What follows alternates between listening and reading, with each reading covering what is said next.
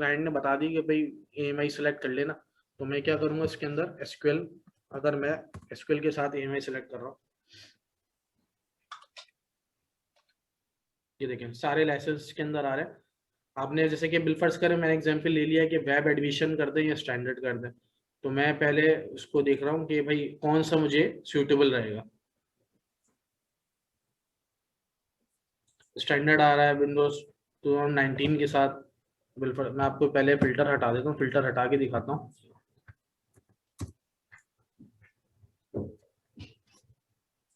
EMI तो clear है आपको, EMI क्या होती है? जो लिखा हुआ भी है कि अमेजॉन मशीन इमेज बेसिकली जो जो भी सर्वर या इंस्टेंस बनेगा ना, अच्छा इंस्टेंस को सर्वर भी कहते हैं बेसिकली। और आप मतलब अगर सर्वर कहें, मशीन कहें, इंस्टेंस कहें, ये तीनों मतलब टर्म्स अलग अलग होती हैं, लेकिन इसका मतलब चीज एक ही है। मतलब आपको अगर कोई सर्वर बोले कि सर्वर क्रिएट करते हैं अमेजोन पे, इंस्टेंस बना दें, मशीन बना दें, सही, तो सारी मीन्स जो है एक ही चीज है। अच्छा ये SQL वगैरह आ रहा है, एंटरप्राइज है, स्टैंडर्ड है, सही है, वर्जन अलग अलग है। अच्छा ये अपडेट करते रहते हैं ना यहाँ पे अमेजोन वाले। इमरान तो भाई, आप कंटेनर क्या होता है? जी, कंटेनर क्या होता है? कंटेनर कंटेनर कंटेनराइजेशन जो होती है ना, वो आपकी इमेज होती है। मतलब आप कंटेनर एक मशीन के अंदर डिफरेंट इमेजेस EMIs आप परफॉर्म कर लेते हो, मतलब मल्टीपल फंक्शंस, यानी एक ही मशीन के अंदर आप लिनक्स भी कर लेते हैं, विंडोज भी कर लेते हैं, डिफरेंट फ्लेवर्स आप कर सकते हैं, वो कंटेनराइजेशन बना लेता है। यानी एक मशीन के अंदर डिफरेंट कंटेनर्स बना लिए, एक विंडोज का, लिनक्स का, मतलब जो भी चीजें आप एप्लीकेशंस की आप उसमें एप्लीकेशन भी कह सकते हैं, आप मशीन भी कह सकते हैं उसको, अलग अलग मतलब टूल भी कह सकते हैं, जैसे नोड हो गई, एप्लीकेशन हो गई। आप एक कंटेनर उसको बता दें, पूरी मशीन ना दें। एक सर्वर होता है ना, एक तो कंप्लीट सर्वर होगी जो हम क्रिएट कर रहे हैं, एक होता है कंटेनर, एक उस सर्वर का एक छोटा सा पार्ट। वो स्टोरेज होती है या क्या चीज है? क्या मतलब, मैं अभी बेसिकली तक। स्टोरेज नहीं होती, वो एक पार्ट ही होता है एक एप्लीकेशन, जैसे सर्वरलेस एनवायरनमेंट, जैसे कि हम आगे पढ़ेंगे ना उसको सर्वरलेस, कि सर्वरलेस एप्लीकेशन क्या होती है। सर्वरलेस मतलब आप नाम से सुन रहे हैं कि सर्वरलेस, ये होता है कि इसका कोई सर्वर नहीं है बेसिकली, ये किसी स्टोरेज में ही जाके फिक्स हो रहा है। यानी ये बेसिकली होगा तो पीछे स्टोरेज ही इसकी मैकेनिज्म जो होता है कि किसी स्टोरेज को आप कन्फिगर कर ले, तो उसमें अपनी मर्जी की कोई एप्लीकेशन इंस्टॉल कर लो, तो कुछ भी चीज आप सर्वरलेस बना सकते हैं। यानी अगर मुझे सिर्फ SQL बनाना है, मुझे इसका सर्वर इंस्टॉल नहीं करना, मतलब मुझे विंडोज इंस्टॉल नहीं करनी, मुझे SQL चाहिए, तो उसका सर्वरलेस एनवायरनमेंट भी होता है, जैसे RDS जिसको कहेंगे।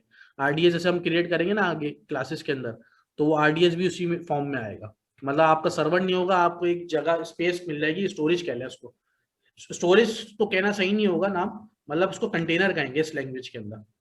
बेसिकली इमरान पीछे भाई, होगी नोड का स्टोरेज। जिक्र किया था आपने, इसमें नोड का जिक्र किया, तो नोड जो आप कह रहे हैं, ये नोड इसी तरह नोड की तरह ही होता है ना, ये जैसे आप कह रहे हैं कि नोड नहीं, जैसे नोड बनती है। मैंने एप्लीकेशन को कहा है, जैसे कि आप अच्छा पीछे अच्छा। बैकएंड होती है ना, जैसे लैंग्वेजेस होती हैं जी आपकी जी। लिनक्स के अंदर, तो ये टूल होता है जिसके ऊपर आजकल एप्लीकेशंस बन रही हैं, ऐप बन रही हैं, मोबाइल ऐप्स बन रही हैं। तो ठीक है। वेबसाइट बैकएंड जो होता है वो आप पीछे नोड पे ले जाते हैं वो लोग, आजकल नोड पे अच्छा। होता है। तो नोड वो लिनक्स का एक प्लेटफॉर्म होता है, वो नोड वो कहलाता है। यानी एक एप्लीकेशन हो गई, जैसे कि डिफरेंट फ्लेवर्स नहीं होते लिनक्स के अंदर एप्लीकेशन। जी जी यानी जी। मैं ये बोल रहा हूँ कि आपको ये जो कोई भी ऐप होती है ना, ये इसके पीछे डिफरेंट लैंग्वेजेस पे बन सकती हैं। कोई विंडोज पे बनाता है, कोई लिनक्स पे बनाता है। अगर लिनक्स पे बना रहा है तो बैकएंड कौन सा इस्तेमाल कर रहा है, फ्रंट एंड होता है, एक बैकएंड होता है।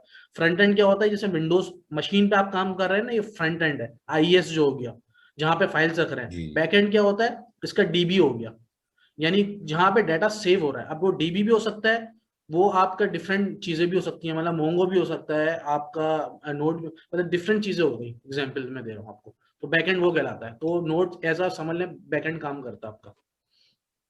तो आगे जब हम लिनक्स फ्लेवर में आएंगे ना, तो लिनक्स में हम जी। देखेंगे और नोड इंस्टॉल करना भी देखेंगे कि किस तरीके से नोड इंस्टॉल करते हैं लिनक्स के ऊपर, और नोड होता क्या है, और मतलब फ्रंट एंड पे इसको थोड़ा सा ओवरव्यू भी लेंगे कि नोड है क्या, और मतलब इस तरह की चीजें, जैसे गेट हो गई आपकी, ये सारी जितनी भी चीजें हैं ना, ये सारी ऑटोमेशन के अंदर काउंट होती हैं। अब थोड़ा डेवऑप्स की फील्ड के अंदर थोड़ा सा इनहेंस हो रही है। पहले तो ये सर्वर एडमिनिस्ट्रेशन है आपकी, जैसे मैंने सर्वर बना दिया, सर्वर क्रिएट कर दिया, डिलीट कर दिया, SQL इंस्टॉल कर दिया। अब जो ये चीजें ना सर्वर एडमिनिस्ट्रेशन की, वो इनहेंस हो रही हैं। अब सारा चीजें ऑटोमेशन के ऊपर आ रही हैं, सही है। अब मतलब अगर मैं पहले इस्तेमाल करता था MySQL, सही है, लिनक्स के अंदर, अब फिर हो गया मारिया DB, अब हो गया मोंगो। अच्छा, इसमें फर्क क्या होता है, इनके अंदर होता है कि फास्ट एक्सेस का होता है, मतलब वो माइक्रो सेकेंड्स के अंदर ना, मतलब ज्यादा क्यूरीज लेने का, मतलब जो हाई लोड एप्लीकेशंस होती है ना वो मोंगो पे आती है, माई एसक्यूएल पे नहीं आती। तो ये कॉन्सेप्ट के बारे में समझेंगे थोड़ा सा हम, मतलब वो आगे जब क्लासेस आएंगी तो हम इनको कॉन्सेप्ट कुछ समझेंगे। थोड़ा सा मैं आपको ब्रीफ, थोड़ा सा इंट्रोडक्शन दे रहा हूँ इसका, कि मतलब इस तरीके से परफॉर्म होंगी एप्लीकेशंस। जैसे हम विंडोज पे ये मशीन बना रहे हैं तो हम लिनक्स पे ही बनाना सीखेंगे जी आगे। जी जी बिल्कुल। जैसे विंडोज पे सीख रहे हैं ना, लिनक्स पे तो देखें डेवऑप्स की मेनली जो चीजें होती है ना, वो लिनक्स और विंडोज दोनों पे होती है। जैसे मैंने आपको बताया कि डॉटनेट की कोई एप्लीकेशन होगी ना, लेकिन काम दोनों पे आना चाहिए आपको।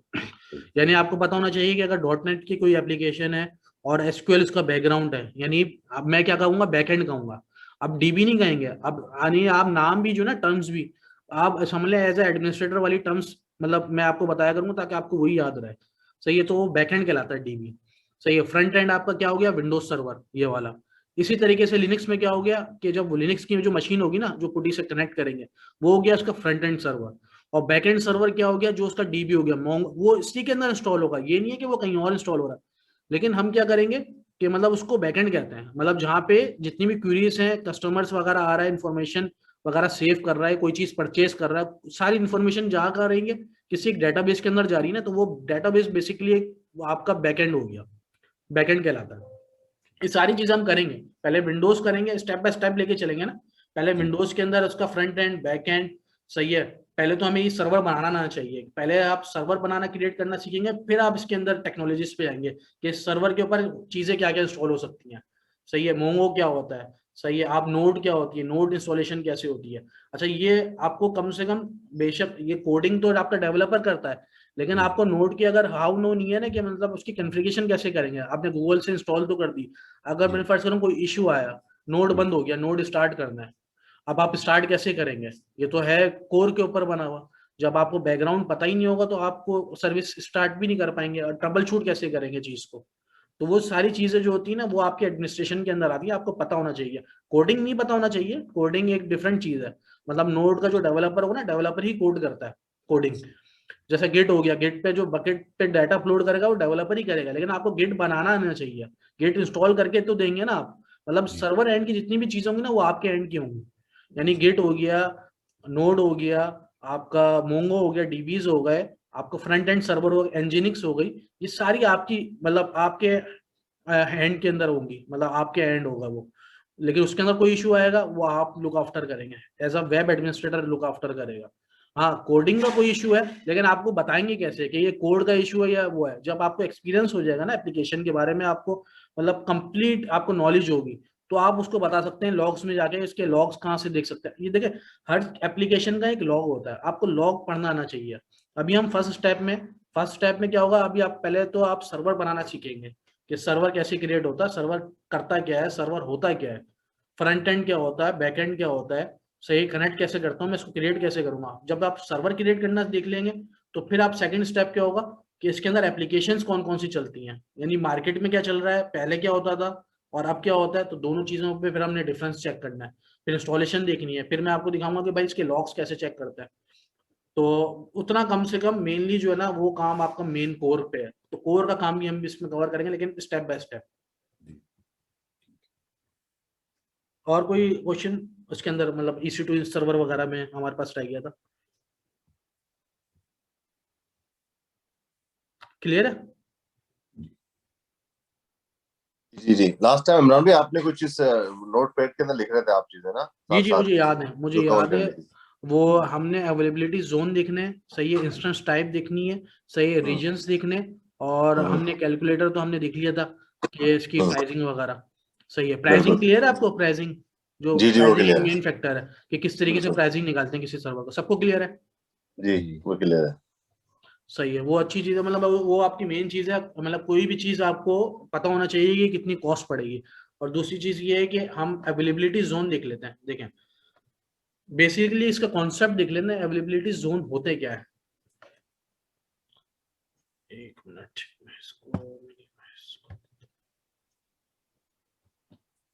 सही, देखिए एक चीज ये है कि आप अगर EC2, अब मैं मेन डैशबोर्ड के ऊपर आ जाता हूँ, सही है। अब मैं डैशबोर्ड के ऊपर आ गया हूँ। डैशबोर्ड के ऊपर देखें, सबसे पहले टॉप के ऊपर ना सपोर्ट के साथ ये रीजन्स आ रहे हैं, सही है। आप जब रीजन्स बेस पे चेक लगाएंगे ना, तो चेक लगाने के बाद जब आप ये चेक करेंगे कि किसमें कौन कौन से रीजन है, तो ये सारे आपके रीजन्स आ रहे होते हैं। रीजन्स क्या है, अब आपको नाम से पता चल रहा होगा कि वर्जीनिया, ओहायो, कैलिफोर्निया, ओरेगन, मतलब जितने भी हैं ना, इनके रीजन्स के काउंट कहलाते हैं, सही है। जैसा पाकिस्तान में नहीं है, इंडिया में लॉन्च हो चुकी है, यानी इंडिया में। अच्छा, एक तो हो गया रीजन्स, मतलब आप कंट्रीज भी कह सकते हैं कि मतलब अगर आपको सर्वर बनाना है अमेरिका के अंदर, तो अमेरिका के अंदर वो आपके पास 4 रीजन दे रहा है, सही है, तो आप 4 रीजन्स के अंदर बता सकते हैं। मतलब आपको डिफरेंशिएट भी कर सकते हैं कि ओहायो का अलग है, वर्जीनिया अलग है, इन सब की आईपीस आपको अलग अलग आ रही है, आपका सर्वर वहां पे क्रिएट हो रहा है। अच्छा, क्रिएट कहाँ पे होगा, रीजन तो आपने सेलेक्ट कर लिया। अच्छा, क्रिएट होता है जो रीजन आप सेलेक्ट करते हैं ना, उसके अवेलेबिलिटी जोन्स के अंदर क्रिएट होगा। अवेलेबिलिटी जोन्स क्या होते हैं, आप समझ लें एज अ डाटा सेंटर कहते हैं। एग्जांपल दे रहा हूँ, पाकिस्तान है, पाकिस्तान में मेरा ऑफिस एक कराची में, एक इस्लामाबाद में, 2 ऑफिस है मेरा, सही है। अब मैं सर्वर बनाने जा रहा हूँ, मैं रीजन कौन सा सेलेक्ट करूंगा, पाकिस्तान। अच्छा, पाकिस्तान सेलेक्ट करने के बाद अब मुझे बताना है, ये बताना होगा ना कि मैं कराची में मशीन बनानी है, इस्लामाबाद में बनानी है। तो ये बेसिकली जो रीजन्स आ रहे हैं ना आपके, मतलब अवेलेबिलिटी जोन्स आ रहे हैं, ये जो US-West-1, US-West-2, सही है, ये आपके जितने भी आपके ये चीजें आ रही है ना, ये अवेलेबिलिटी जोन है, ये बेसिकली डाटा सेंटर्स हैं। ये आपको बता रहे हैं कि भाई कैलिफोर्निया में मशीन कहाँ पे होगी आपकी, फिजिकली कहाँ पे होगी। आपके लिए तो क्लाउड है, मतलब वर्चुअली है, लेकिन अमेजोन कहीं ना कहीं तो स्पेस में रखा रहा होगा ना, कहीं ना कहीं तो स्टोरेज उसकी हो रही होगी, यूज कर रहा होगा, कि वो स्टोरेज वो बता रहा है कि फिजिकली आपने मशीन कहाँ बनानी है। तो आप जो अवेलेबिलिटी जोन सेलेक्ट करेंगे ना, तो उस डाटा सेंटर में आके मशीन बन जाती है इसकी। बेशक वो उसकी अवेलेबिलिटी सब जगह से रीचेबल होती है, मतलब ऐसा नहीं है कि मतलब, लेकिन आपको मशीन फिजिकली बतानी पड़ती है कि इस डाटा सेंटर में जाके आपकी सेव हो जाए। तो मल्टीपल, अब देखें बिल फर्ज करें, मैं आपको, इसकी कॉस्टिंग में भी फर्क होता है ना जी, इसकी कॉस्टिंग में भी फर्क होता है कि हाँ, अगर कॉस्टिंग देखें वो ऐसे करेगा, वो रीजन वाइज किया होता है। Availability zone according to availability zone नहीं होता कॉस्टिंग, कॉस्टिंग होगी आपकी रीजन वाइज। यानी आप अगर वर्जीनिया में बना रहे हैं तो कॉस्ट क्या पड़ रही है, ओहायो में बना रहे हैं तो कॉस्ट क्या पड़ रही है, हांगकांग में बना रहे हैं, तो बेसिकली जो मेन पर्पस होता है ना, वो ये होता है रीजन सेलेक्ट करने का। कॉस्टिंग इस बिहाफ पे होती है, अवेलेबिलिटी जोन के बिहाफ पे नहीं होगी। अवेलेबिलिटी जोन तो आप कोई सा भी सिलेक्ट कर ले, उनके लिए कोई भी डाटा सेंटर में बना दे आप, सब जगह पे ऐसा तो नहीं होगा कि स्पेस खत्म हो जाएगी या स्पेस कम है। तो बाय डिफॉल्ट जो हम डिफॉल्ट सेलेक्ट कर रहे होते हैं ना, डिफॉल्ट क्या देखता है कि जितने जिसपे लोड कम है, बिलफर्ज करें, एक होता है मैं स्पेसिफिकली, जैसे कि मैं आपको एग्जांपल देता हूँ, दिखा देता हूँ। जब मैं इसको सिलेक्ट करता हूँ, लॉन्च इंस्टेंस करता हूँ, मैं कोई सी भी एक मशीन सेलेक्ट कर लेता हूँ।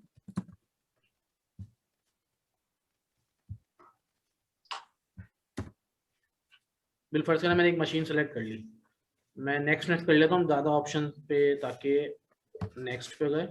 देखें ये नेटवर्क आ रहा है आपका, ये सबनेट आ रहा है और ये नेटवर्क आ रहा है।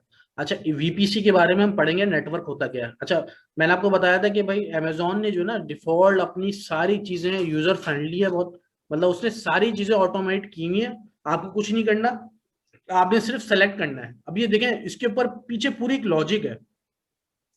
अच्छा, ये मैंने आपको वीपीसी दूसरा बनाया, जब वीपीसी की लैब होगी ना, तो मैं बताऊंगा हम लोग अपना डिजाइन कैसे करेंगे नेटवर्क, मतलब हमारी लोकल आईपीस कैसे आ रही और राउटिंग कैसे होगी, नेट पे कैसे जा रहे इंटरनेट पे, और बगैर मतलब कोई मशीन इंटरनेट यूज कर रही होगी जिसपे इंटरनेट चल रहा होगा, कुछ मशीन ऐसी होंगी जिसपे इंटरनेट नहीं चल रहा होगा, तो वो नेटवर्क डिजाइन क्या। अच्छा, बाय डिफॉल्ट जो डिफॉल्ट आ रहा होता है ना, इसके ऊपर उन्होंने क्या किया होता है, इंटरनेट अलाउ किया होता है, यानी हर मशीन पे बाय डिफॉल्ट इंटरनेट अलाउ है अगर आप इनका वीपीसी सेलेक्ट करेंगे, जो बाय डिफॉल्ट के अंदर आ रहा होता है। अच्छा, ये हो गई सबनेटिंग। अच्छा, सबनेटिंग में आपके जोन्स आ रहे होते हैं। देखें, मैं वर्जीनिया के अंदर हूं, तो वर्जीनिया के जितने भी डाटा सेंटर्स होंगे ना, वो सारे ऑटोमेटिकली यहाँ पे आप सेलेक्ट करेंगे, सेलेक्ट कर सकते हैं। अच्छा, बाय डिफॉल्ट मैं क्या कर रहा हूँ, बाय डिफॉल्ट हम लोगों ने जो मशीन बनाई थी वो उस पर मैंने क्या किया था, default subnet in any availability zone, तो नो प्रेफरेंस। जब मैं प्रेफरेंस मैंने बताई नहीं कि मुझे कोई से भी सिलेक्ट कर लो, तो ऑटोमेटिकली अमेजोन जो है ना, अपनी एपीआई के थ्रू बैकग्राउंड पे देखेगा कि भाई कौन से डाटा सेंटर में या अवेलेबिलिटी जोन में लोड नहीं है, या मैं मशीन वहां पे लोड काम है तो मैं वहां पे डिस्ट्रीब्यूट कर दूं, ताकि मैं एक बैलेंस वे में चलता रहूं, तो ऑटोमेटिकली आपके उसी जोन के अंदर मशीन बन जाएगी। अगर आपने स्पेसिफिकली मशीन आपने बनानी है कि भाई मुझे सिर्फ ईस्ट में आपके सेलेक्ट हो, या मैं 1A 1B 1C कोई सी भी इस रीजन के अंदर मेरे पास इसमें बने सिर्फ मशीन, तो सिर्फ आपका उसी डाटा सेंटर में मशीन बनेगी जाके। ये जब होगा जब मैं मल्टीपल मेरी मशीनें बनी हुई होंगी, सही है, और मुझे सिक्योरिटी ग्रुप्स मल्टीपल होंगे, तो मैं चाह रहा ये नेटवर्क मेरा अलग हो, ये नेटवर्क अलग हो। तो वो एक जो बिग सिनेरियोज के अंदर आपको सिलेक्ट करना पड़ता है, वो मैं आपको जब लैब में बताऊंगा ना, तो एक लैब ये भी है कि हम सिक्योरिटी ग्रुप जो है ना, अगर मैंने मशीन के ऊपर लगाया अटैच नहीं हो रहा होगा, अब वो सिक्योरिटी ग्रुप जब क्रिएट होता है ना, तो उसके अंदर वीपीसी आता है। मैं 1 मिनट आपको इस पे दिखा देता हूँ।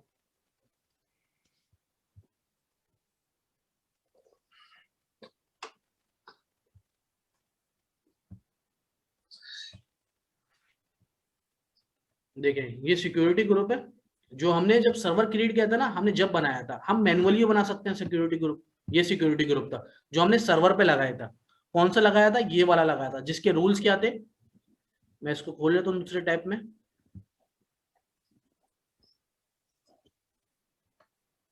ये इसके रूल्स थे, ऐसे ही रूल्स थे जो हमने क्रिएट किया था जब सर्वर बनाया था। ये सारी चीजें आपकी यहीं पे आ रही हैं, जो आपने क्रिएट किए थे सारे रूल्स आ रहे हैं जो हमने सर्वर पे अटैच कराए हुए। तो जो रूल हम जिस तरीके से हमने रूल लगाया था, अकॉर्डिंग टू वैसे ही सर्वर परफॉर्म कर रहा होगा, ऐसा ही क्या। अब मैं आपको बता रहा हूँ, जैसे बिलफर्स्ट के लिए दूसरा सिक्योरिटी ग्रुप बनाता हूँ और वो अटैच कराता हूँ सर्वर के ऊपर। तो आपने कुछ नहीं करना, मैनुअली आपने जाके सिक्योरिटी नेटवर्क एंड सिक्योरिटी, नीचे एक ऑप्शन आ रहा होगा, उसमें सिक्योरिटी ग्रुप सारे होंगे। आपने न्यू सिक्योरिटी ग्रुप बनाएंगे ना जब, तो ये देखें कुछ भी नाम दे दें,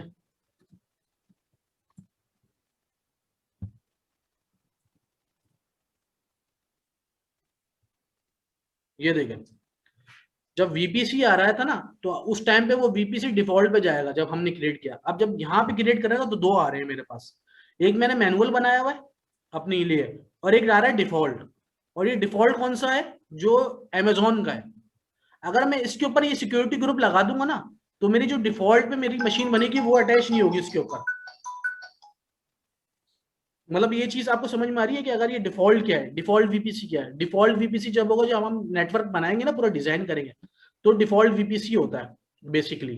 तो उसके अंदर क्या है, ये मैंने मैनुअल बनाया हुआ है। मैनुअल कहाँ बनाया हुआ है? ये रहा, मैं आपको दिखाता हूँ इसके अंदर।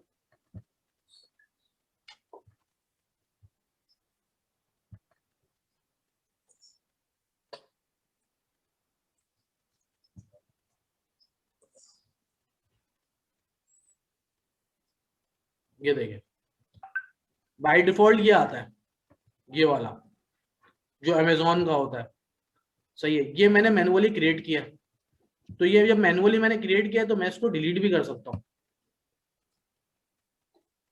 इसलिए ये डिलीट हो जाएगा क्योंकि इसके ऊपर कोई मशीन इंगेज नहीं है, तो आप बेसिकली आराम से इसको जो है वो डिलीट कर सकते हैं।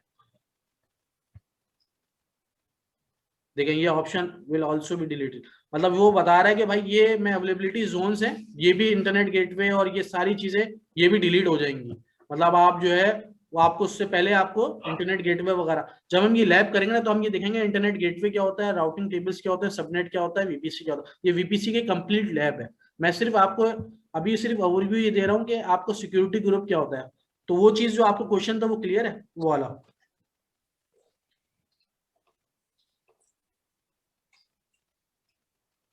वो क्वेश्चन क्लियर है वो वाला जो मैं क्वेश्चन किया था ना सिक्योरिटी ग्रुप का, बीपीसी अवेलेबिलिटी जोन्स और उसका रीजन्स और अवेलेबिलिटी जोन्स का। रीजन तो क्लियर है ना? रीजन तो आपको सिंपली नजर आ रहा है कि कौन सी कंट्री में बनाना है। अच्छा एक बात और इमरान भाई, जैसे आपने अभी कहा कि नेटवर्क लोड जो होता है, ठीक है, उसको देखते हुए बेसिकली इनकी एपीआई जो होती है वो आपको अलाउ कर देती है खुद ही कोई जोन ना, ठीक है। अगर फॉर एग्जांपल मैं इंग्लैंड में बैठा हूँ, मुझे लंदन में सर्वर चाहिए, ठीक है, और तो ऑब्वियसली बात है, अगर मेरी जो कोशिश होगी यही होगी कि मैं यहाँ पे अपना जो रीजन है मेरा लंदन ही रहे, उसी में मैं सिलेक्ट करूँ। सही है। तो आप ये कह रहे हैं कि हम लोड देखते हैं कि लोड कितना है? नहीं लोड हम नहीं देखते हैं, वो मैंने अच्छा। बात बताई थी कि अमेजोन जब हम डिफॉल्ट सेलेक्ट करते हैं ना, तो वो नेटवर्क लोड नहीं कहलाता, वो समझ लें स्टोरेज लोड कहलाता है, यानी सर्वर लोड कहलाता है।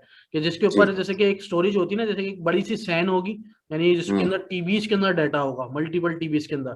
तो ये मशीन जैसे मैं 30 GB की बना रहा हूँ, तो उसमें से एक 30 GB का चंक लेगी ना मशीन, एग्जाम्पल दे रहा हूँ, तो वो देखेगा किसमें स्टोरेज ज्यादा है, अवेलेबल है, तो उसमें वो अच्छा। मशीन बना देता है डिफॉल्ट के अंदर। हाँ, लेकिन जो आपको क्वेश्चन है कि भाई मैं लंदन में बनाना चाह रहा हूँ, तो आपका लंदन में ही बनेगा ना। आप फिर अवेलेबिलिटी जोन से आपका ताल्लुक नहीं है, आप डिफॉल्ट अगर आप बनाएंगे तो आपको उसी हिसाब से जिस रीजन में आप सिलेक्ट करेंगे, जैसे मैं लंदन में बना रहा हूँ, एग्जाम्पल दे रहा हूँ, तो मेरा आपका लंदन का ही आएगा, उसके अंदर जो अवेलेबिलिटी जोन होगा उसके अंदर आएगा। जैसे बिलफर्ड्स करें, मैं इसी की बात कर लेता हूँ कि इसके अंदर मैं सर्वर बनाने जा रहा हूँ, सही है। आप इसके पैनल पे आ गए लंदन के अंदर। अब मुझे जी। जब मैं सर्वर लॉन्च करूंगा तो अब मैं लंदन के अंदर, अब ये तो नहीं है कि वर्जीनिया में मशीन बनेगी, अब आपकी जो मशीन बनेगी ना, जो भी क्रिएट होगी यहाँ पे, वो लंदन की ही आईपी आएगी और लंदन के ही डाटा सेंटर में आपके पास मशीन जारी होगी, उसी के सही अंदर है, इंटीग्रेट होगी, सही है। उसके अंदर इमरान आपको भाई, आपने चीजें। एक चीज, ये जैसे अभी नासिर नासिर भाई ने सवाल किया था आपसे कि प्राइसिंग के हवाले से, तो आपने ये कहा था कि हम लोग प्राइसिंग देखते हैं नेटवर्क के लिहाज से। नहीं नहीं, प्राइसिंग हम देखते हैं नेटवर्क के हवाले से नहीं, प्राइसिंग हम देखते हैं अकॉर्डिंग टू अपनी रिक्वायरमेंट के हिसाब से कि कहाँ पे आपको सस्ता। देखिए बेसिकली जो हर किसी के ना लॉजिक एक अलग होती है। कुछ ये सोचते हैं कि मुझे भाई डाउन टाइम ना आए, मतलब डाउन टाइम तो आएगा नहीं, ये तो 99% की गारंटी होती है। कुछ लोग ये बोलते हैं लेटेंसी ना आए। सही, मेरे कस्टमर्स जो हैं वो बेसिकली जो है वो यूएस बेस हैं सारे क्लाइंट्स, तो मैं लेटेंसी लंदन में बना दूंगा ना, तो मेरी लेटेंसी क्या आएगी, मेरी ज्यादा आ जाएगी, मैं यूएस में ही बनाऊं सर्वर। पहली चीज तो ये है। और पहली चीज ये है कि अब उसने बोला है कि उसने आपकी रिक्वायरमेंट पूछ ली, आपने ना कस्टमर मतलब आपने समझ लें आपके पास क्लाइंट की रिक्वायरमेंट आई, आपने क्लाइंट की रिक्वायरमेंट समझ ली, एसक्यूएल भी इंस्टॉल करना है, सही है, और नोड भी एप्लीकेशंस भी इंस्टॉल करनी है, तो आपने देखना है कि भाई मैं विंडोज सर्वर बना के एसक्यूएल इंस्टॉल करूं। अच्छा, मुझे एसक्यूएल इंस्टॉल क्यों, कौन सा करना है, वेब करना है, इंटरप्राइज करना है, स्टैंडर्ड करना है, लाइसेंस किसका ज्यादा है, ये आपने कॉस्टिंग देखनी है, और किस रीजन में मुझे अच्छा अच्छा। सस्ता सर्वर पड़ रहा है, मतलब ये चीज देखनी है। तो ये चीजें देखते हुए आपने प्राइसिंग खुद देखनी है। और प्राइसिंग चेक कैसे करेंगे, आप कैलकुलेटर से चेक करेंगे, और फिर ये रिक्वायरमेंट देखते हुए आप ये देखेंगे कि भाई ये भी देखना है कि वो क्लाइंट चाह क्या रहा है। एक तो होता है क्लाइंट बोलता है मुझे कॉस्टिंग से कोई लेना देना नहीं है, आपने मुझे लमसम बता दिया, हाँ मुझे मैं एग्री हूँ उस चीज में, लेकिन बस ये है कि लेटेंसी कम है। लेटेंसी किसको कहते हैं कि मतलब आपके एनएमएस जो होता है ना, जो आपके मतलब आपके हॉप से नेटवर्क से गुजरते हुए आता है, लंदन से रीचेबिलिटी यूएस की दूर है। यूएस के अंदर आप रीजन टू रीजन, अगर कैलिफोर्निया से वर्जीनिया अगर आप डिस्टेंस देखेंगे तो करीब पड़ेगा, इसलिए कि वो विद इन द कंट्री है, तो वो चीज आपको फिजिबल पड़ेगी। आपके कस्टमर्स यूएस के हैं, यूएस बेस के अंदर ही आपका नेटवर्क होगा, यूके नहीं आना पड़ेगा नेटवर्क को, तो वो आपकी लेटेंसी कम आएगी। इस तरीके से लेटेंसी चेक करता है। तो आपने बोला कि फिर लेटेंसी चेक करनी, तो फिर मुझे यूएस में बना के देता, मुझे कॉस्टिंग से लेने देने में। अच्छा, कुछ लोग बोलते हैं कि यार कॉस्ट मुझे कहीं से सर्वर कहीं से भी बना दो, मुझे सस्ता पड़ना चाहिए और ये चीज होनी चाहिए, तो फिर आप उसी हिसाब से देखते हो कैलकुलेटर में, या तो सबसे सस्ता सर्वर इस कन्फिगरेशन का कन्फिगरेशन देखते हो और फिर उसको बता देते हो इस सर्वर इस जगह पे बनाना है सर्वर। वो अकॉर्डिंग टू आपकी जो आपकी क्यूरीज आती है ना, उसके हिसाब से आपको देखना पड़ता है। कैलकुलेटर में रीजन की जो है प्राइसिंग भी होती है, जी जी, होस्टिंग। मतलब आप जब आप सेलेक्ट करेंगे ना, देखिए जी जी जी।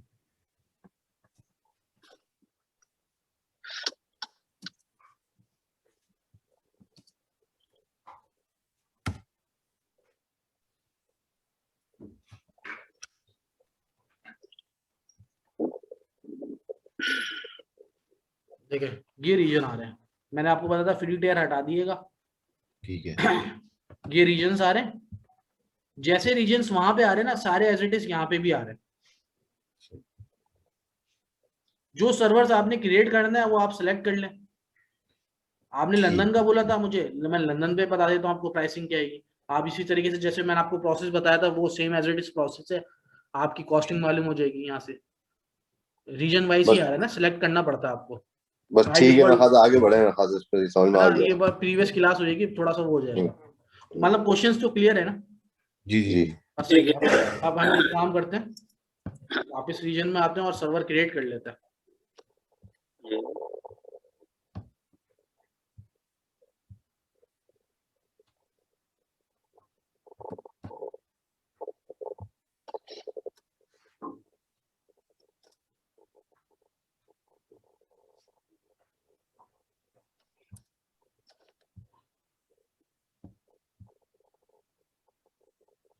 सही है, अभी कोई सर्वर नहीं है, लॉन्च कर लिया आपने, मैं जल्दी जल्दी इसको सेलेक्ट कर लेता हूँ। चलो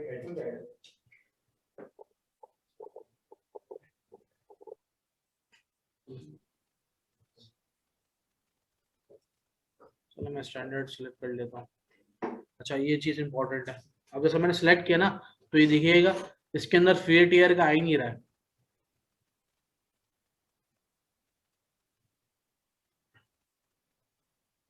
अच्छा आपने एसक्यूएल सिलेक्ट किया है? जी जी बिल्कुल एसक्यूएल सिलेक्ट किया। इसमें देखें फ्री टीयर का कोई आ ही नहीं रहा है। ये देखें आप, ये एसक्यूएल आपने स्टैंडर्ड वाला सेलेक्ट किया है? हाँ स्टैंडर्ड सेलेक्ट किया। आप दूसरा सेलेक्ट कर लें, जैसे कि अब देखें 0.5 GB RAM, 1 GB RAM, 2 GB RAM, 4 GB RAM, 8 GB RAM, ये टी सीरीज को वो स्टैंडर्ड वाले के अंदर वो बता ही नहीं रहा। वो बोल रहा है मिनिमम जो है ना वो आपका 16 GB रैम का सर्वर बनेगा यहाँ पे अगर आप T3 का भी बनाते हैं। ये आपको दे रहा है कि भाई एसक्यूएल अगर आप स्टैंडर्ड करेंगे तो आपका ये आएगा। अच्छा मैं अगर इसके अंदर EMI जाता हूँ और मैं इसको स्टैंडर्ड की जगह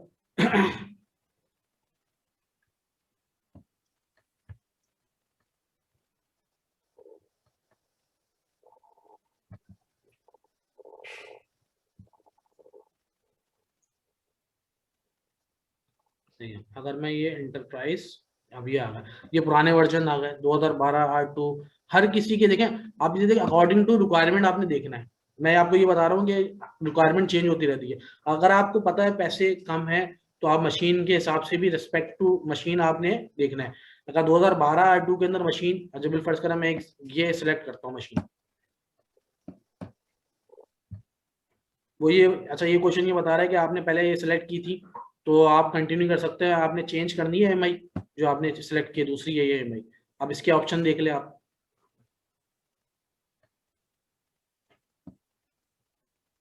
इसमें 16 GB का आपको दे रहा है। T2 के अंदर X लार्ज इसमें ये ऑप्शन दे रहा है आपका। उसके अंदर 32 GB का मिनिमम था। T3 के अंदर आपको X लार्ज है 16 GB के साथ, ये सिलेक्ट करना है। मतलब ये ऑप्शन जो है ना आपको डिफॉल्ट डिसेबल कर दिया उसने कम रैम वाले। सही है। सी सीरीज के अंदर आप बना सकते हैं। वो ये बोल रहा है कि आपको सी सीरीज के अंदर अगर आपको बनाना है ना तो वो आप बना लें, लेकिन 7.5 GB रैम। रैम आपने देखी 7.5 GB रैम है।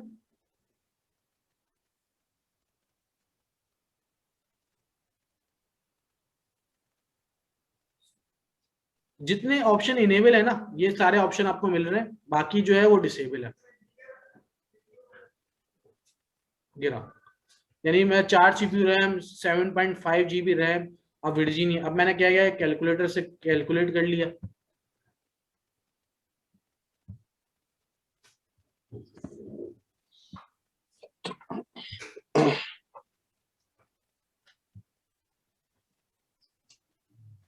अच्छा मैंने कौन सा एंटरप्राइज सिलेक्ट किया था? आपकी स्क्रीन स्टॉप हो गई उन्होंने। स्क्रीन स्टॉप हो गई।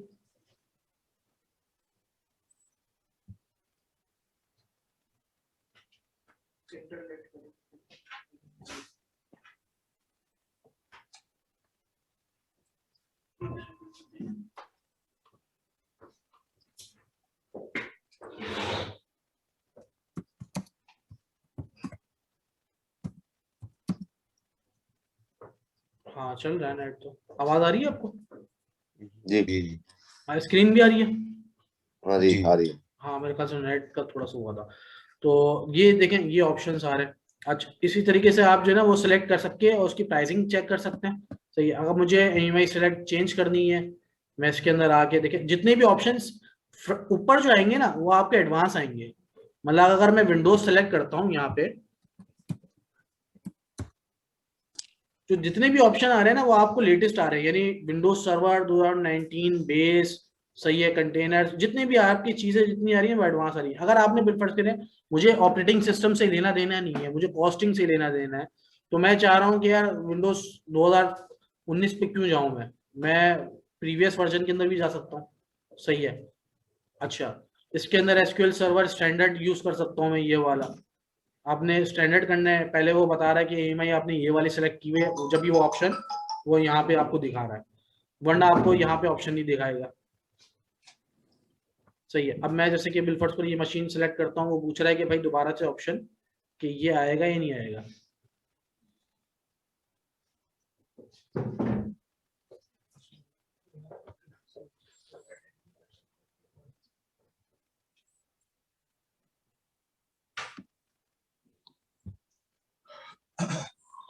सही है, मैं एक मशीन बना लेता हूँ कोई सी भी 16 GB आपने सेलेक्ट कौन सा किया है?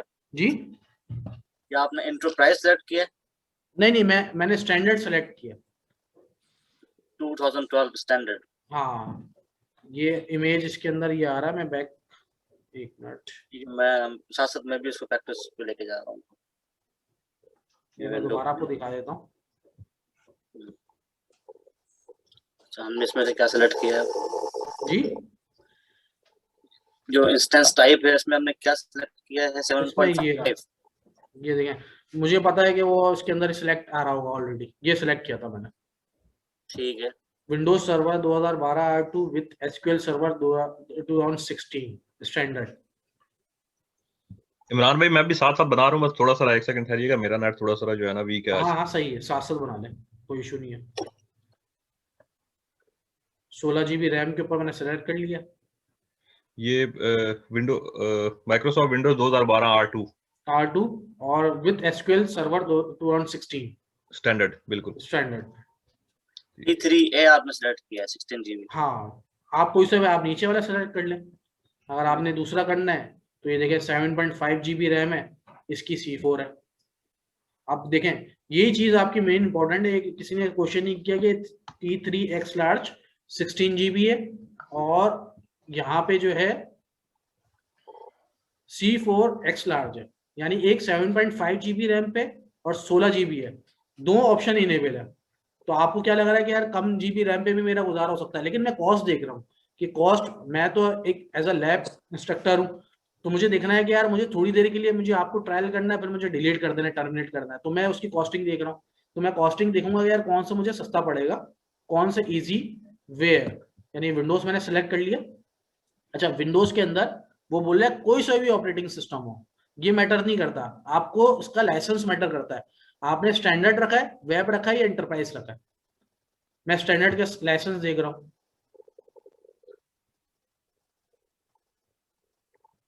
अच्छा, ये T2X लार्ज तो नहीं करना था ना, हमने जो सिलेक्ट करना था बाय डिफॉल्ट सिलेक्ट हुआ हुआ ये। तो हमने आपको, आपके पास ये देखें यहाँ पे भी ऑप्शन दे रहा है।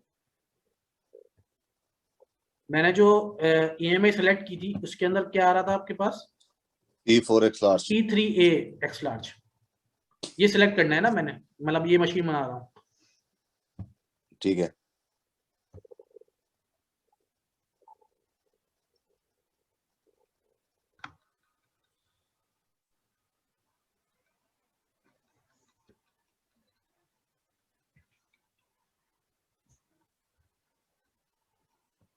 ये देखें, T3X लार्ज कर लें, T3X लार्ज,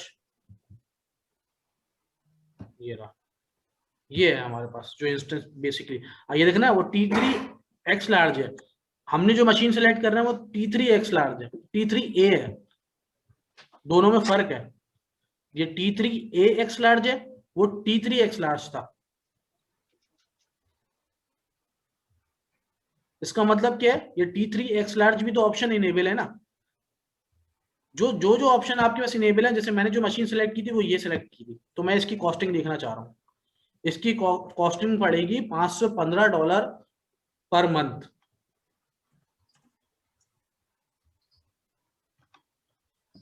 सही है। अच्छा, स्टोरेज पे आ जाते हैं। EBS वॉल्यूम, एक वॉल्यूम है, सही है। ये मैंने बना लिया, बिल फर्ज करें 40 GB, और सेकेंडरी वॉल्यूम D ड्राइव, जो मैंने आपको बोला था कि सर्वर में ज्यादातर जो है। अच्छा, सेकेंडरी वॉल्यूम में एस्टिमेट तो ले लेता हूँ, लेकिन मैं अभी लगा के आपको बाद में दिखाऊंगा इसके साथ ना, ताकि इसके साथ एक ही बनाऊंगा, ताकि आपको दिखाऊं कि सेकेंडरी वॉल्यूम अगर अटैच करते हैं तो कैसे करते हैं। $524 की पड़ रही है मशीन बेसिकली, $10-15 स्टोरेज के होगा और 515 की मशीन थी। तो मतलब ये अगर मैं, यानी अगर ये मैं पूरी कंप्लीट मैंने मशीन क्रिएट की ना, तो इतनी पड़ेगी स्टैंडर्ड T3A लार्ज। अच्छा, मैं T3 लार्ज पे आ जाता हूँ।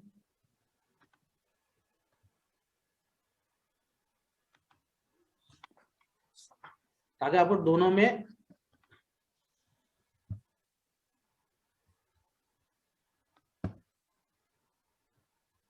$536, मतलब इतना आपको इसमें कॉस्टिंग ज्यादा पड़ी, उसमें कम पड़ी है। अच्छा एक अगर ऑप्शन इसको आप एक मिनट, अगर आप ऊपर से रीजन चेंज करते हैं तो रीजन के हवाले से कॉस्टिंग पे फर्क पड़ेगा फिर? बिल्कुल। जैसे आपने अभी वर्जीना किया हुआ है ना, तो हाँ अगर आप मैं इसको रीजन सिलेक्ट कर लेता हूँ आपको, ये लंदन वगैरह देखे, लंदन करें जरा, हाँ मैं करता हूँ। ताकि हमें अंदाजा हो ना कि यहाँ पे प्राइस फर्क पड़ रहा है। बिल्कुल बिल्कुल, अभी देख लेते हैं। चल जाए पता। सही है। अच्छा इसको रिफ्रेश कर लिएगा इस पेज को, जब आप रीजन चेंज करेंगे ना तो इसको रिफ्रेश कर लिएगा, इसलिए कि वो पुरानी कॉस्टिंग ऐड हो जाती है, वरना ये रीजन पे जीरो, आप बिलिंग में हमेशा देखिएगा जीरो आना चाहिए। अगर पहले से वैल्यू आ रही है ना और आपने सेलेक्ट कर ली तो पैसे बढ़ेंगे, तो उसका मतलब आपके पास कैश ही कर रहा है पेज ना। तो आपने क्या करना है, दोबारा रिफ्रेश करने के बाद अब सिलेक्ट करिएगा।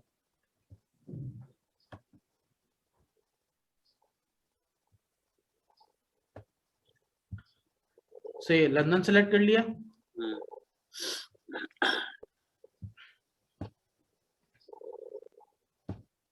विंडोज स्टैंडर्ड, सही है। अच्छा मशीन कौन सी सिलेक्ट की थी हमने, T3AX लार्ज था ना, T3AX लार्ज, मतलब इसमें ये 536 की पड़ी थी ना हमें, ये वाली मशीन, वो T3 ये भी किया था, फिर हमने ये भी किया था, ये 543 की सिर्फ ये पड़ रही है। अच्छा इसमें स्टोरेज ऐड नहीं कराई थी हमने, मतलब वो आप आइडिया ले ले कि अगर नहीं डेडिकेटेड तो नहीं था हमारे पास, ये था स्टोरेज थी EBS, एक स्टोरेज चाहिए, वॉल्यूम एक चाहिए, स्टोरेज कितनी चाहिए, मैंने पहले 40 GB सेलेक्ट की थी, और सेकेंडरी कितनी की थी 50। वहां पे चेक कर ले, ये $553 का पड़ा, वहां पे कितने का पड़ा था 536, यहाँ पे आपको $20 ऑलमोस्ट जो है ना वो एक्सपेंसिव पड़ रहा है लंदन में। मैंने प्रैक्टिकली देख लिया कि रीजन से पड़ रहा है। हाँ अब ये लंदन आप वापस, मतलब जो आपको इजी वे लगे आप उसको सेलेक्ट कर लें, मतलब इसके अंदर आप देखें आपकी कॉस्ट ये है ना, अब आप उसको उसमें ऐड मत करिएगा। अब जब ऐड देखें, मैं ऐड करा के दिखा भी देता हूँ, जो आपको मैं बोल रहा था ना कि मैंने जैसे सर्वर बनाना है T3X लार्ज, वही वाला जो आपको बोला था ना, रिफ्रेश कर लिएगा पेज।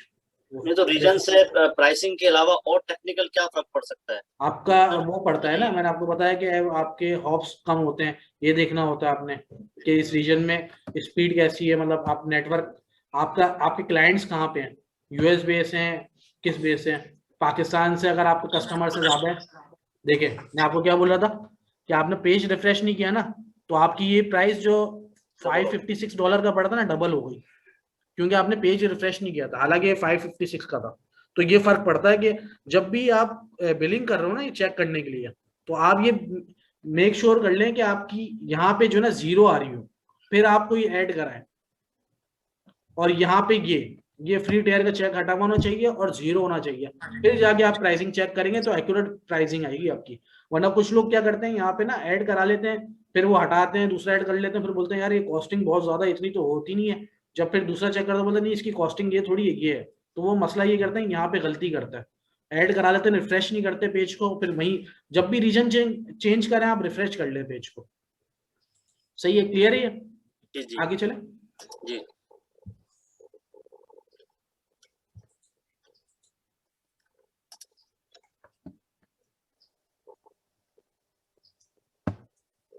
अच्छा हमने C सीरीज की नहीं चेक की थी ना, नहीं। जो मैं एक आपको बोल रहा था कि इसके अंदर एक C सीरीज भी आ रही थी, जो कि 2 चीजों पे हमें वो कम पड़ रहा था,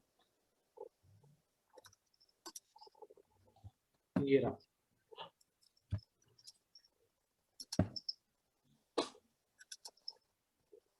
मतलब एक्सपेंसिव है ज्यादा C सीरीज की। हालांकि C4 लार्ज के अंदर आपकी रैम भी कम है, लेकिन उसके बावजूद आपको महंगा पड़ रहा है, ये रहा। यहाँ पे तो हमें डिसेबल दे रहा है वो, लेकिन वहां पे वो इनेबल दे रहा है। हालांकि ऐसा होता नहीं है। C4 अच्छा कौन सा था हमारे पास, C4 large, C4 dot large standard के अंदर ये वाला, 3.75। अच्छा वो मॉडरेट इन्होंने, अच्छा ये तो एडवांस चल रहा है ना, वो कैलकुलेटर थोड़ा सा वो होगा। तो ये जो चीज है ना बेसिकली आपको यहाँ से ऑप्शन दे रहा है वो। तो अब ये चीज भी देख लें कि मतलब ये अमेजोन ने अपडेट नहीं किया हुआ यहाँ पे, कि मतलब वहाँ पे वो रीजन उसने डिसेबल रखा हुआ है इस पैनल के अंदर ओरिजिनली, और यहाँ पे उसने कैलकुलेटर में प्राइसिंग दी हुई है। तो मतलब ऐसा हो जाता है हर जगह पे छोटा छोटा, कि मतलब आप फिर चेंज कर लेंगे। मतलब बेसिकली जो है अब हम सर्वर क्रिएट पे चले आते हैं, तो हमने जो है वही बनाना है मिनिमम वाला स्टैंडर्ड पे। अच्छा एक चीज तो ये इमरान हो भाई गई। एक ऑप्शन भी आ रहा है ना इसमें कि पर मंथ या पर आवर आपने सेलेक्ट करना है, वो भी चेक कर सकते हैं उसको। हाँ तो अवर्ली करेंगे ना, देखिए पर मंथ का तो आपका ये है ना कि आप उसको कैलकुलेट कर ले अवर्ली के अंदर, यानी 760 आप कैलकुलेट भी कर सकते हैं बेसिकली, कि 750 आवर्स जो है ना मंथली होता है। आप अपनी टोटल कॉस्टिंग को यानी $550 को मैं डिवाइड बाय उससे कर दूं 750 से, तो मेरे आपकी पर आवर कॉस्ट आ जाएगी। ठीक है।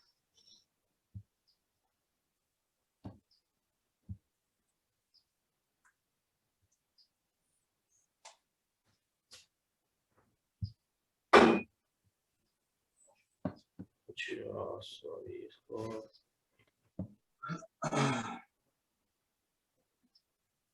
अच्छा वो ये बोल रहा है कि भाई अब सेलेक्ट कर ही लो।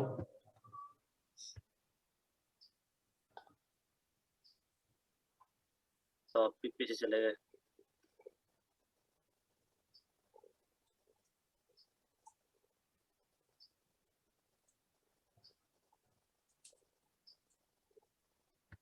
चलें इसको हम सेलेक्ट करके इंस्टॉल कर लेते हैं।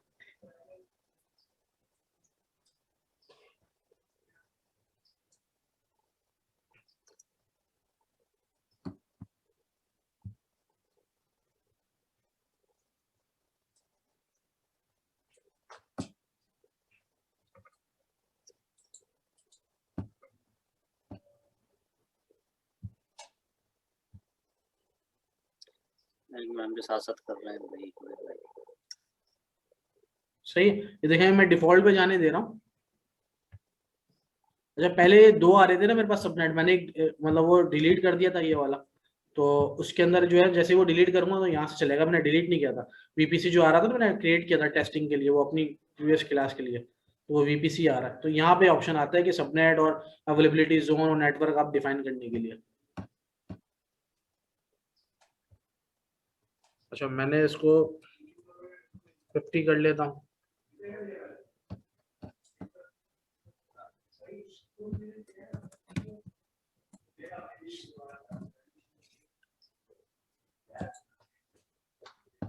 एक स्टेप 4 पे आपने उस पे 50 स्टोरेज कर लिया है, फिर नेक्स्ट स्टेप पे जाएंगे जी। और एग्जिस्टिंग मेरी अगर आपके पास बनी हुई, आपकी भी बनी हुई होगी सिक्योरिटी ग्रुप्स, तो आप वो सेलेक्ट कर लें। भी हम स्टेप 5 पे आ गए, ऐड टैग्स में, यहाँ पे ऐड टैग करें। आप नाम इसको मेंशन कर दें की कोई भी। वैल्यू देखिए नेम लिखना है अपने की के अंदर, और उसके बाद जो नाम लिखेंगे ना वो ऑटोमेटिक वहां पे आ जाएगा। सही है। तो वैल्यू में कुछ लिखना है, हमने लिखना है।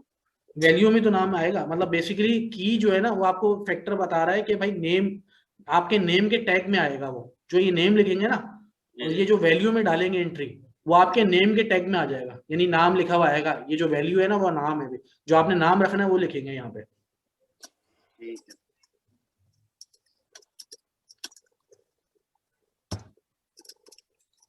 सही है। सिक्योरिटी ग्रुप में आपका ये आया तो AWS ऐसे आपको सिलेक्ट कर लिया। अब हमारे पास यहाँ पे नहीं है तो हम उसको create a new security group आप कर देंगे। क्रिएट अ न्यू करेंगे, इस तरीके से क्रिएट कर लें, नाम दे दें। टाइप में माई एसक्यूएल आ गया, ये आ गया कस्टम, और create a new security group कर दें। सही है। ये तो लॉन्च पूछ रहा है हमसे डायरेक्ट। जी क्या पूछ रहे हैं? सिक्योरिटी ग्रुप का नाम हम कुछ दे रहे हैं यहाँ पे ना। हाँ तो आप न्यू दे देना, मैं अभी नाम इंटर कर रहा हूँ, नाम क्रिएट न्यू कर रहा हूँ ना।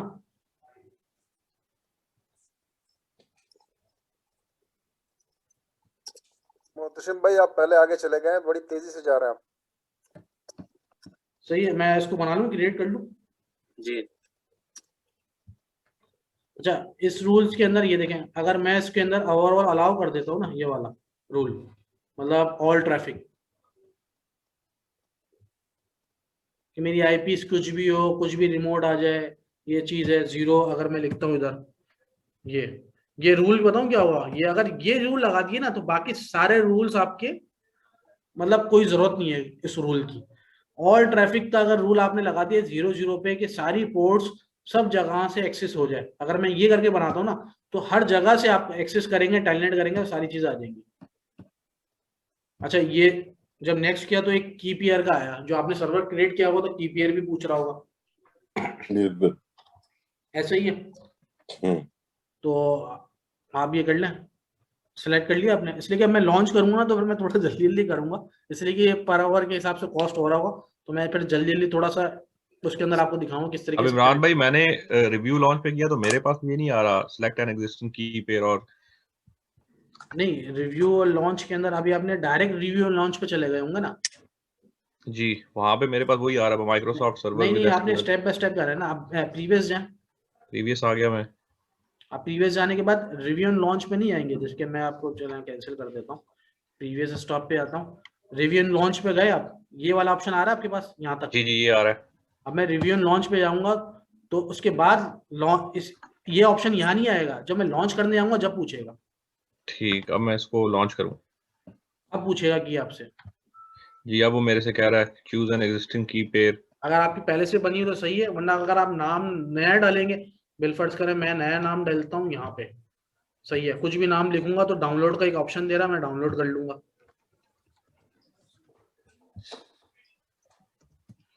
जी डाउनलोड की पेयर, जी वो पेम फाइल जो थी वो लास्ट टाइम की तरह डाउनलोड होगी। ये डाउनलोड हो जाएगी, यहाँ पे नाम जी। दिया मैंने, नाम देने के बाद ये देखिए इस नाम से डाउनलोड हो गई।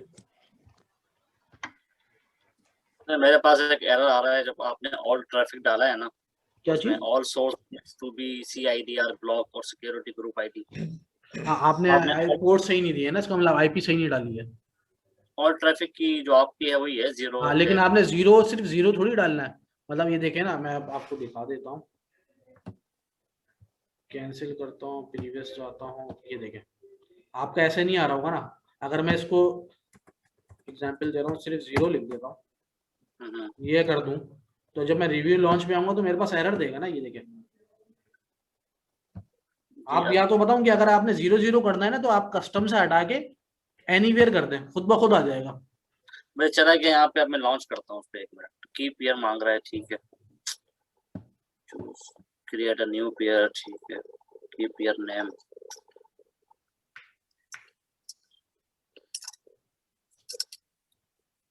ठीक है, की पेयर पे भी चलेगा, डाउनलोड की पेयर क्या करना है?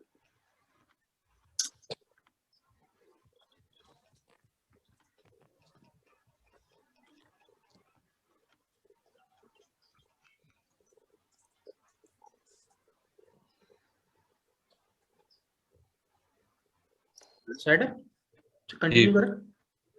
जी डाउनलोड की पेयर हो गया, वही नाम के साथ और पेम फाइल।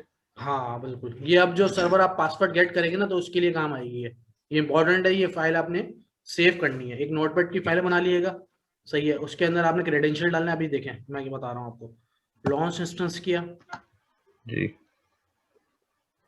वगैरह launch fail, volume size of 50 GB smaller than snapshot, जो हमने स्नैपशॉट लिया था ना इसका, उसमें बोल रहा है कि हमने कोई स्नैपशॉट सेलेक्ट कर लिया तो उसके अंदर 65 GB मिनिमम चाहिए इसके अंदर, जो आपने जो हमने स्नैपशॉट सेलेक्ट किया। जी इसका मतलब ये है कि, इसका मतलब पता है आपको क्या है, इसका मतलब ये है कि जो हमने स्टोरेज ऐड कराई ना ये वाली, ये 50 GB चेंज की थी 65 से, ये 65 पे जाएगी। ठीक। यानी अगर आप यहाँ पे जाएं, रिव्यू पे डायरेक्ट चले जाएं और आप लॉन्च करें, अभी ये पैम फाइल तो वही रहेगी ना जो हमने पिछली दफा में बनाई थी। कुछ भी नहीं करें, जैसे मैं गया हूँ ना, बिल्कुल डायरेक्ट सेकंड स्टेप पे स्टोरेज ऐड कराई और फौरन लास्ट स्टेप पे आ गया, वहीं से ऊपर से क्लिक किया मैंने। जी सेम पेज आ गया जिस पे आप है। बिल्कुल, अब ये मैं इसके ऊपर यहाँ पे आ गया, अभी ये सर्वर रनिंग है। अब थोड़ा सा इधर जल्दी जल्दी थोड़ा सा काम करिएगा, इसलिए कि ये आपको जितना सेकेंड्स आप क्लियर बचा सकते हैं तो उसके अंदर आपकी कॉस्टिंग इतनी बच जाएगी, इसलिए ये सर्वर $550 का है ये। इसमें महीना ना लग जा गई है। बिल्कुल ऐसा अच्छा ही फिर ऐसा करेंगे, फिर आप करते रहेंगे, क्योंकि फिर अगर हम रुक हाँ, ये मैं बोल रहा हूँ कि वीडियो से आप क्रिएट करके कर लीजिएगा, कोई इशू अब नहीं ये है। मुझे बताएं, ये हमने तो क्रिएट कर लिया ना, पर हमने डिलीट भी तो करना है इसको। हाँ, वो मैं आपको दिखाऊंगा ना। नहीं, वो मैं हाँ ये तो फिक्र लग गई डिलीट करने की। हाँ, आप तो जल्दी कर लेंगे, हम फंस जाएंगे। नहीं, मैं आपको करा के जाऊंगा, फिक्र नहीं कर, बगैर इसके नहीं जाऊंगा। अच्छा, मैंने तो क्रिएट ही नहीं किया अभी, ज्यादा बेहतर। अच्छा वो ये तो देखें। सिपाही तो भाई। चलें, ये आईपी आ गई आपकी। बिल आ रहा है 550 का। ये देखें, आईपी आ गई आपकी, आईपी यहाँ से गेट कर ली। जैसे ही सर्वर रनिंग कंडीशन में आ रहा है ना, एक आईपी आ जाएगी आपकी, सही है। इसको आप जो है आप विंडोज गेट पासवर्ड करना है। मैंने सबसे पहले मुझे पासवर्ड चाहिए ना, ताकि इंस्टॉलेशन तो मैंने कर ली है। मैं सिक्योरिटी में गया, गेट विंडोज पासवर्ड। अच्छा, वो अभी नहीं देगा पासवर्ड, क्यों नहीं देगा? वो बोला भाई अभी 4 मिनट है जनरेट पासवर्ड करने के लिए, अभी आपको होगा नहीं, आप इनिशियलाइजिंग स्टेज पे हो। तो स्टेटस चेक के अंदर जब तक आपका वो नहीं आएगा ना, तो आप ये जो है उसके अंदर रिफ्रेश करते रहे। जैसे इनिशियलाइज होगा तो आप यहाँ से कनेक्ट कर लेंगे। तो जब तक आप यूजर नेम वगैरह अपनी वो रेडी कर लें, इसलिए कि आपको पता है बाय डिफॉल्ट यूजर एडमिनिस्ट्रेटर ही आता है जी। अभी भी इनिशियलाइजिंग पे।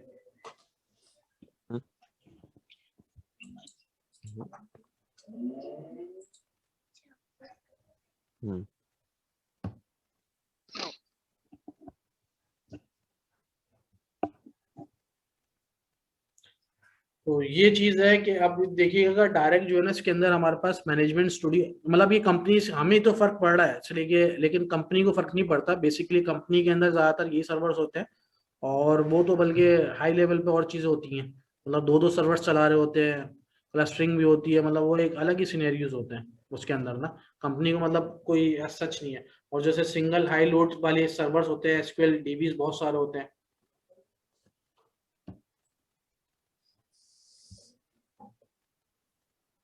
इमरान भाई 5 मिनट के पैसे तो लेंगे आपसे भी, आप कुछ भी कर लें। हाँ बस बिल्कुल।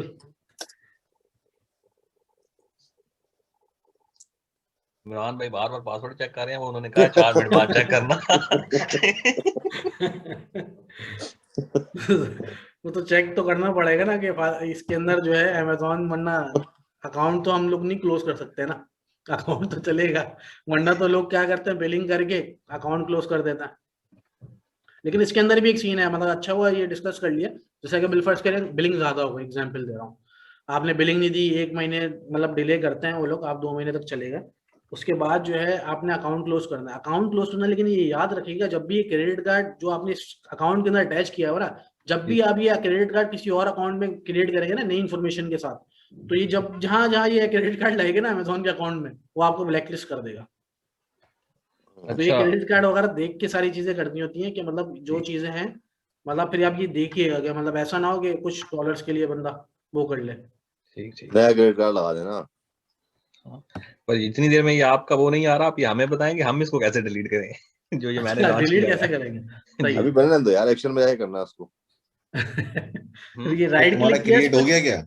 हाँ सर्वर क्रिएट बन हो गया गया ना तुम्हारा? वो, हाँ मेरा वो बन गया। वो कह रहे हैं इनिशियलाइजिंग पे आया हुआ है, वो 4 मिनट कह रहे हैं, जैसे वो चेक कर रहे हैं मैं भी कर रहा हूँ। हाँ तो अभी आने दो ना, इनिशियलाइज तो होने दो पहले उसको। इनिशियलाइज हो जाएगा तब आ जाएगा। यार पेनिया चार्ज होंगी, ज्यादा थोड़ी को चार्ज होगा, कोई 1 मिनट 5 मिनट के अंदर। नहीं है तो कोई मसला नहीं है, पाउंड भी है थोड़े से, पर ये ना हो ना मैं भूल जाऊं, फिर आप खेलते ने भाई बाद में आए पता चले। नहीं इसको प्रैक्टिस में डालते हैं, यूज करेंगे ना उसको, बनने दे। बनने दूं? ठीक है, बस ये जज्बाती नहीं होना, बस आप मुझे कैंसिल का बता दीजिएगा। हाँ, नहीं कैंसिल का ये देखे ना, अभी मैं वैसे कराऊंगा अभी, लेकिन मैं आपको फिर भी दिखा देता हूँ। इस सर्वर पे राइट क्लिक करना है, सही है। और आपने सबसे पहले तो ये देखें, ये ऑप्शन इधर ही आ रहा है, रिबूट करना है, स्टॉप करना है, क्या करना है। अगर स्टॉप करना है तो स्टॉप कर दिएगा, लेकिन चार्ज होता रहेगा, इसलिए कि चार्ज सर्वर का नहीं चार्ज होगा, लेकिन इसकी जो हार्ड ड्राइव वगैरह लगी हुई है ना, उसका चार्ज कर रहा होगा, आईपी का चार्ज कर रहा होगा। लेकिन आप टर्मिनेट ही करिएगा, स्टॉप नहीं करिएगा, इसलिए कि आपका फिर बाद में जब बनाना होगा आप दोबारा बना दिएगा। तो राइट क्लिक करेंगे, जब टर्मिनेट करेंगे ना तो टर्मिनेट हो जाएगा। अच्छा, एक चीज ये है, जब भी आप कोई सर्वर टर्मिनेट करेंगे ना, उसकी सी ड्राइव तो ऑटो टर्मिनेट हो जाएगी, इसलिए कि जब आप क्रिएट करते हैं तो उसके अंदर बताता है वो कि जब ड्राइव ऐड कराते हैं ना, तो एक ऑप्शन देता है कि भाई डिलीट ऑन टर्मिनेशन, वो चेक लगा हुआ था बाय डिफॉल्ट, तो वो सी ड्राइव तो टर्मिनेट होगी। जो मैं सेकेंडरी ड्राइव ऐड कराऊंगा ना, वो नहीं होगी। तो उसको आप मैनुअल जाके करना पड़ेगा। जैसे कि अब ये हो गया, मैं वो आपको बता देता हूँ। जब तक मैं इसको गेट पासवर्ड कर लेता हूँ, ये तो अभी भी बता रहा है, एक मिनट इसको रिफ्रेश कर लेता हूँ। कंट्रोल F5 करके मैंने इसको रिफ्रेश कर लिया।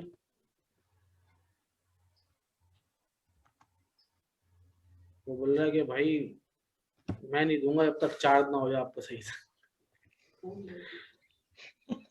अच्छा इमरान भाई, ये जो जैसे हमने जब ये सर्वर क्रिएट कर लिया और लॉगिन भी हो गए, ठीक है, अब हमें अब ये मशीन खत्म करनी है, ये स्टॉप करनी है, तो हमें सर्वर से लॉग आउट या शट डाउन करना नहीं, पड़ता कुछ है नहीं करने पहले? की जरूरत, कुछ नहीं करने की जरूरत। अच्छा, आप Terminate सर्वर कर पे दो। कुछ नहीं करें, अगर आप स्टॉप करेंगे तो ऑटोमेटिक शटडाउन हो जाएगा। स्टॉप का ठीक। मतलब ही शटडाउन है, रिबूट का मतलब रीस्टार्ट है, टर्मिनेट का मतलब टर्मिनेट है।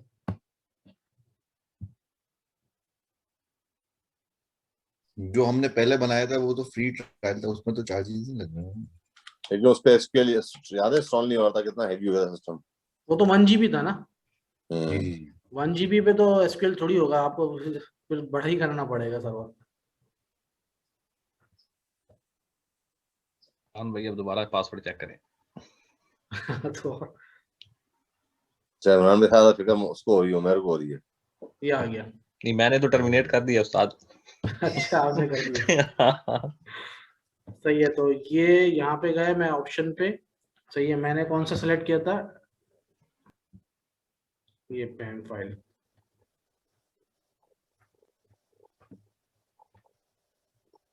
सही है, ये डिक्रिप्ट हो गया, ये पासवर्ड हो गया। और अब मैं इसको रिमोट लूंगा, विंडोज R करके MSTSC।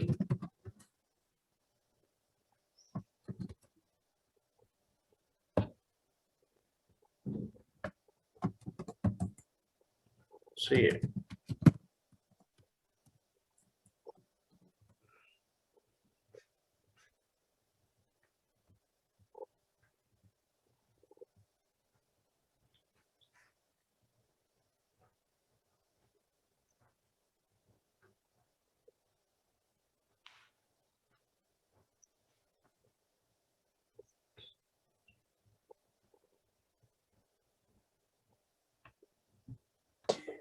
अच्छा, ये जितनी भी हम आगे वो करेंगे ना, ये मैं एक दफा बताना आपको जरूरी था, ये वाला है सर्वर ना, ताकि इसलिए कि मेनली जो ना सर्वर ये इंस्टॉल होता है, तो ताकि आपको आइडिया हो जाए कि भाई इसके अंदर ऑटोमेटिकली सारी चीजें आती हैं, आपने कैसे डीबी बनाना है वो सारी चीजें हम ताकि इस पे कर लें।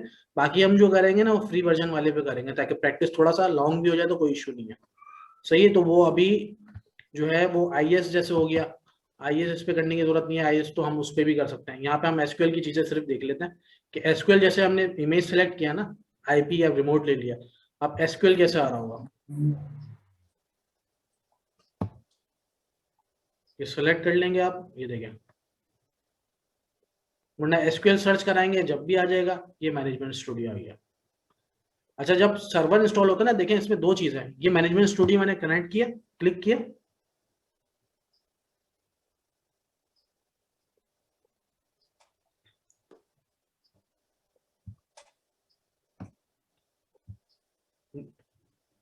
जब तक ये मैनेजमेंट स्टूडियो आ रहा है मेरे ख्याल से नेट मेरा डिस्कनेक्ट।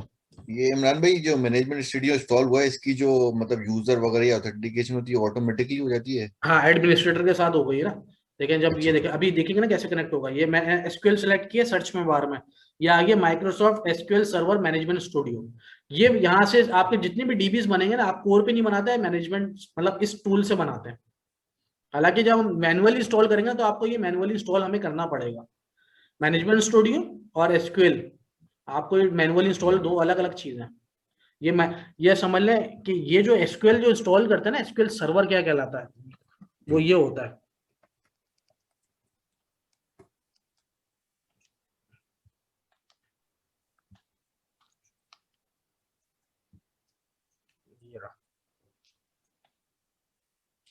ये जिसमें कॉन्फ़िगरेशन होती है आपकी, ये SQL सर्वर है, और ये मैनेजमेंट स्टूडियो। अच्छा, ये टूल जो है ना इसको मैनेज करेगा, इस सर्वर को ये मैनेज करेगा, जो चीजें यहाँ बनाएंगे ना वो ऑटोमेटिकली इस कॉन्फ़िगरेशन में जाके सेव होगी। सही है। मैं इसको आपको वहां से ही बना के दिखाता हूँ। और ये किसी दूसरे सर्वर पे भी इंस्टॉल हो सकता है, कहीं पे हाँ भी इंस्टॉल बिल्कुल, हो सकता किसी दूसरे सर्वर पे भी इंस्टॉल हो सकता है।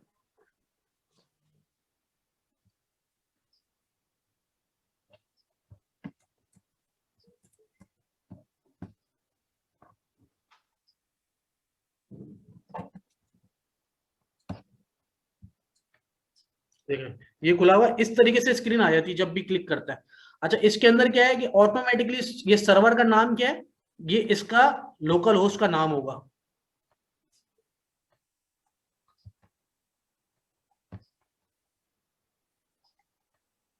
ये देखें कंप्यूटर नेम होता है लोकल होस्ट। आपकी क्या होगी, जब मैं बाहर से कनेक्ट करूंगा तो मैं क्या डालूंगा इसमें, पब्लिक आईपी 3 डॉट। देखें मैं इसके अंदर अगर मैं डालता हूं, पहले मैं आपको लोकल होस्ट के साथ कनेक्ट करके दे देता हूं।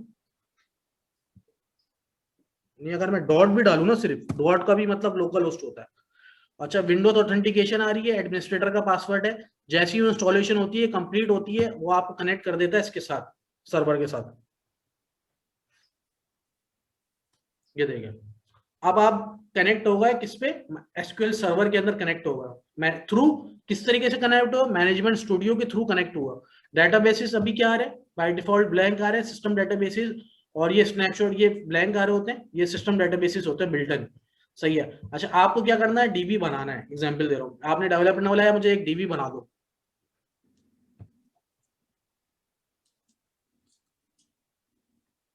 डीबी के, अच्छा मैंने एक चीज रह गई, वो चीज क्या रह गई कि मैं इस पे सेकंड, देखिए मेरे पास क्या है, सी ड्राइव पे इंस्टॉल हुआ है सारा एसक्यूएल सर्वर। सही है।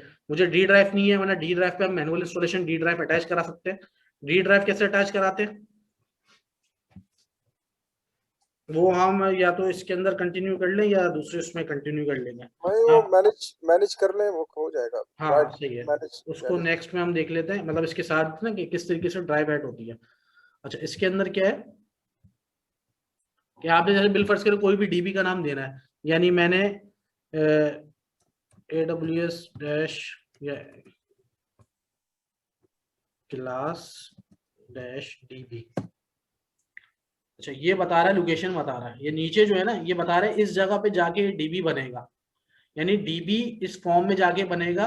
और इसकी एक डीबी की फाइल होती है, एक लॉग की फाइल होती है डेटाबेस के अंदर, हमेशा 2 फाइलें होंगी।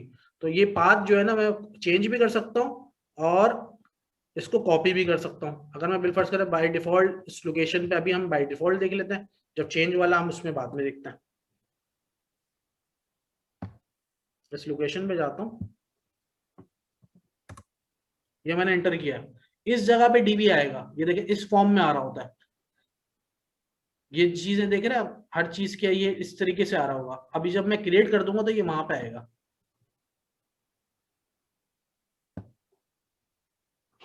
ये क्रिएट हो गया क्लास डैश डीबी,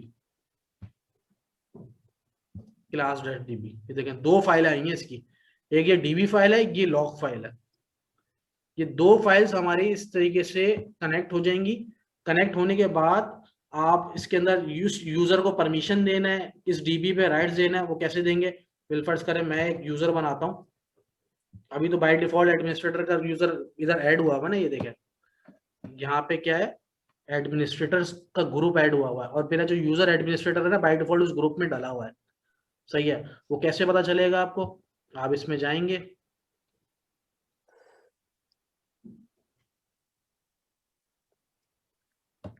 सही है। जब तक मैं ये मैनेजमेंट, इधर जाएंगे टूल्स में जाएंगे, आप कंप्यूटर मैनेजमेंट खोलेंगे, जो बाय डिफॉल्ट यूजर आता है ना एडमिनिस्ट्रेटर, वो हमने देखना है इसके ग्रुप में ऐड है या नहीं है। सही है। ये आपका लोकल यूजर्स एंड ग्रुप्स, इस यूजर्स के पास गए, ये देखना एडमिनिस्ट्रेटर आ रहा है, ये कौन से ग्रुप में, एडमिनिस्ट्रेटर्स के ग्रुप में ऐड है। वो जो आ रहा है ना ग्रुप, वो इस फॉर्म में आ रहा है, ये बता रहा है कि ये ऐड है। अच्छा, ये मेरे पास दूसरा खुला हुआ है, ये रहा। ये इमरान भाई, ये जो यूजर है एडमिनिस्ट्रेटर, ये लोकल मशीन का, ये वही जो आपने हाँ, अभी जो हमने क्रिएट किया था ना, जो अमेजोन की मशीन जो बनाई थी, ये वो वाला यूजर है। ये देखें, वो पासवर्ड भी वही यूज कर रहा है, वो पासवर्ड भी वही है, बिल्कुल सेम। ये देखें बिल्ट इन एडमिनिस्ट्रेटर्स, और ये जो शक्ल आ रही होती है ना ये वाली, देखें बाकी सब पे सिंपल आ रहा है, इसमें डबल आ रहा है, ये ग्रुप है। और ग्रुप क्या है मैंने आपको बता दिया, ये वाला ग्रुप है लोकल यूजर्स एंड ग्रुप्स के अंदर, ग्रुप्स में ये आ रहा है, इसमें कौन जो ऐड होगा ना वो सब ऐड हो जाएंगे इसके अंदर बाय डिफॉल्ट। देखिए इसमें आ रहा है एडमिनिस्ट्रेटर जो हमारा यूजर है, जब भी हमारा कनेक्ट भी करेगी ये। अच्छा मैं एक सिंपल एक यूजर बना रहा हूँ किसी भी नाम से, AWS के नाम से बना रहा हूँ। अच्छा ये दो ऑथेंटिकेशन है, एक विंडोज ऑथेंटिकेशन है, SQL ऑथेंटिकेशन है। अगर मैं विंडोज ऑथेंटिकेशन पे जाऊंगा तो मुझे इधर कंप्यूटर में यूजर बनाना पड़ेगा इस यूजर के नाम से। अगर मैं SQL ऑथेंटिकेशन पे जाऊंगा तो मुझे कंप्यूटर में यूजर बनाने की जरूरत नहीं पड़ेगी। मैं बना देता हूँ AWS के नाम से सिंपल एक यूजर, इसका पासवर्ड रख देता हूँ ST@RT123 ST@RT123। अच्छा इन्फोर्स पॉलिसी वगैरह मैं हटा देता हूँ कि नेक्स्ट लॉगिन पे चेंज करना पड़े, मैं चाह रहा हूँ यही पासवर्ड रहे, सही है। अच्छा ये जनरल के अंदर हमने इसकी क्रेडेंशियल और यूजर नेम डाला।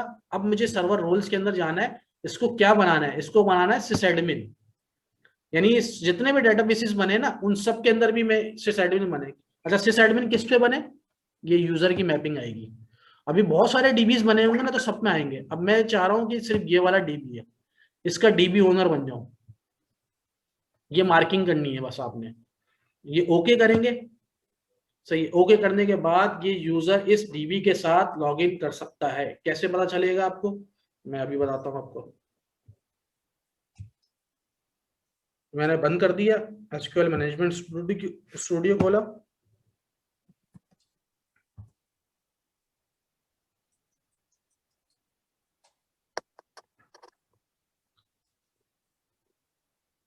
सही है। अब देखें विंडोज ऑथेंटिकेशन था, एडमिनिस्ट्रेटर जो लॉगिन किया था। अब मैंने क्या यूजर बना था SQL सर्वर ऑथेंटिकेशन, विंडोज पे कभी नहीं होगा। AWS ST@RT123 connect. अच्छा ये क्या दे रहे हैं, connection was successfully established with the server but there is occupied during the login process, no process in order of the pipeline, सही है। ये बोल रहा है कि SQL ऑथेंटिकेशन एक ऑथेंटिकेशन होती है जो इसके अंदर इनेबल नहीं होगी। कैसे पता चलेगा, इसमें राइट क्लिक करेंगे, प्रॉपर्टीज लेंगे, इसके अंदर आपके पास एक ऑप्शन होता है ये रहा, देखें बाय डिफॉल्ट विंडोज ऑथेंटिकेशन पे सेलेक्ट हुआ होता है। इसको आपने मिक्स मोड पे SQL सर्वर ऑथेंटिकेशन और विंडोज ऑथेंटिकेशन दोनों मोड इनेबल करने पड़ेंगे आपको।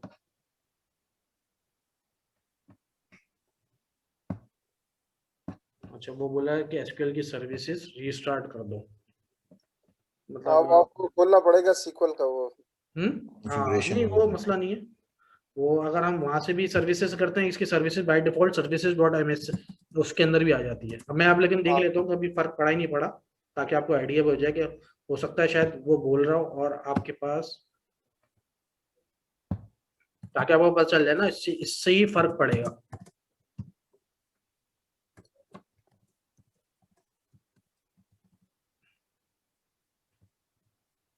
बिल्कुल अभी भी सर्विस आपकी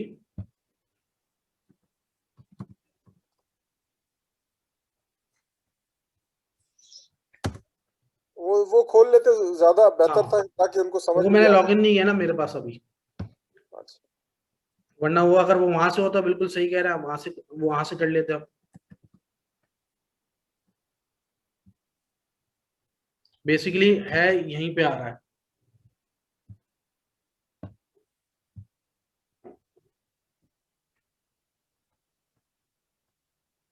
तो ये चीज इमरान भाई हम कॉन्फ़िगरेशन मैनेजर से भी कर सकते हैं। कॉन्फ़िगरेशन मैनेजर कौन सा, SQL का, SQL का, हाँ मतलब ये डिफरेंट है ना, लेकिन मतलब बेसिकली जो मैं आपको मैक्सिमम चीजों पे बताऊंगा ना जिसपे मैक्सिमम चीजें चल रही हैं, मतलब 70% से 80% इस तरीके से परफॉर्म हो रहा है, तो हम इसी तरीके से परफॉर्म कर रहे हैं। वरना तो स्क्रिप्टिंग के थ्रू भी हो सकता है, ऑटोमेट भी हो सकता है, सही है। ये देखिएगा लॉगिन हो गया ना ये वाला यूजर AWS वाला, क्यों, विदाउट सर्विस रीस्टार्ट कभी भी नहीं होगा। दो चीजें की है मैंने, एक तो ये कि सर्वर पे जाने के बाद इसका मैंने मोड जो है वो मिक्स मोड किया है। मिक्स मोड कहाँ से, मतलब देखें इसके ऊपर तो अभी वो वाला वो नहीं है ना आपके पास एडमिनिस्ट्रेटर वाले, मैंने वो चीज होती है एडमिनिस्ट्रेशन के अंदर। ये जो सेटिंग्स आ रही है वो DB की आ रही है। अच्छा मैंने सिक्योरिटी में था ऑप्शन, इसलिए ये एडमिनिस्ट्रेटर मैंने इसको ऐड कराया हुआ ना, DB एडमिन बनाया हुआ। तो ये ऑप्शन है, ये ऑप्शन से मैंने एसक्यूएल सर्वर दोनों पे ऑथेंटिकेशन ऑन की, सही है। वो ऑन करने के बाद अब मुझे सर्विस रीस्टार्ट करनी पड़ी है। वो जो ये बोल रहे थे कि सर्विस यहाँ से मैनेजमेंट पैनल से होती है, वो यहाँ से भी आप जो है मैनेजमेंट के थ्रू भी आप सर्विसेज जो है वो रीस्टार्ट कर सकते हैं। लेकिन ये है कि अभी इसको अब हम दूसरे सर्वर पे भी देख लेते हैं। ये मतलब बेसिक अब जो आईएस और ड्राइव वगैरह ऐड है ना, वो हम दूसरा सर्वर क्रिएट करके हम वो चीज देख लेते हैं, सही है। इसको थोड़ा सा मैं टर्मिनेट कर देता हूँ फिर, इसलिए कि मैंने आपको सिर्फ ये दिखाना जरूरी था कि इमेज के थ्रू ना आपको ना एसक्यूएल सर्वर इंस्टॉल करना पड़ता है, ना आपको क्या करना पड़ता है, मैनेजमेंट स्टूडियो। बाकी थ्योरी में आपको अभी बता देता हूँ उसके बाद। इसको जरा मैं वो कर दूं सर्वर को, फिर इसको उसके ऊपर आ जाता है।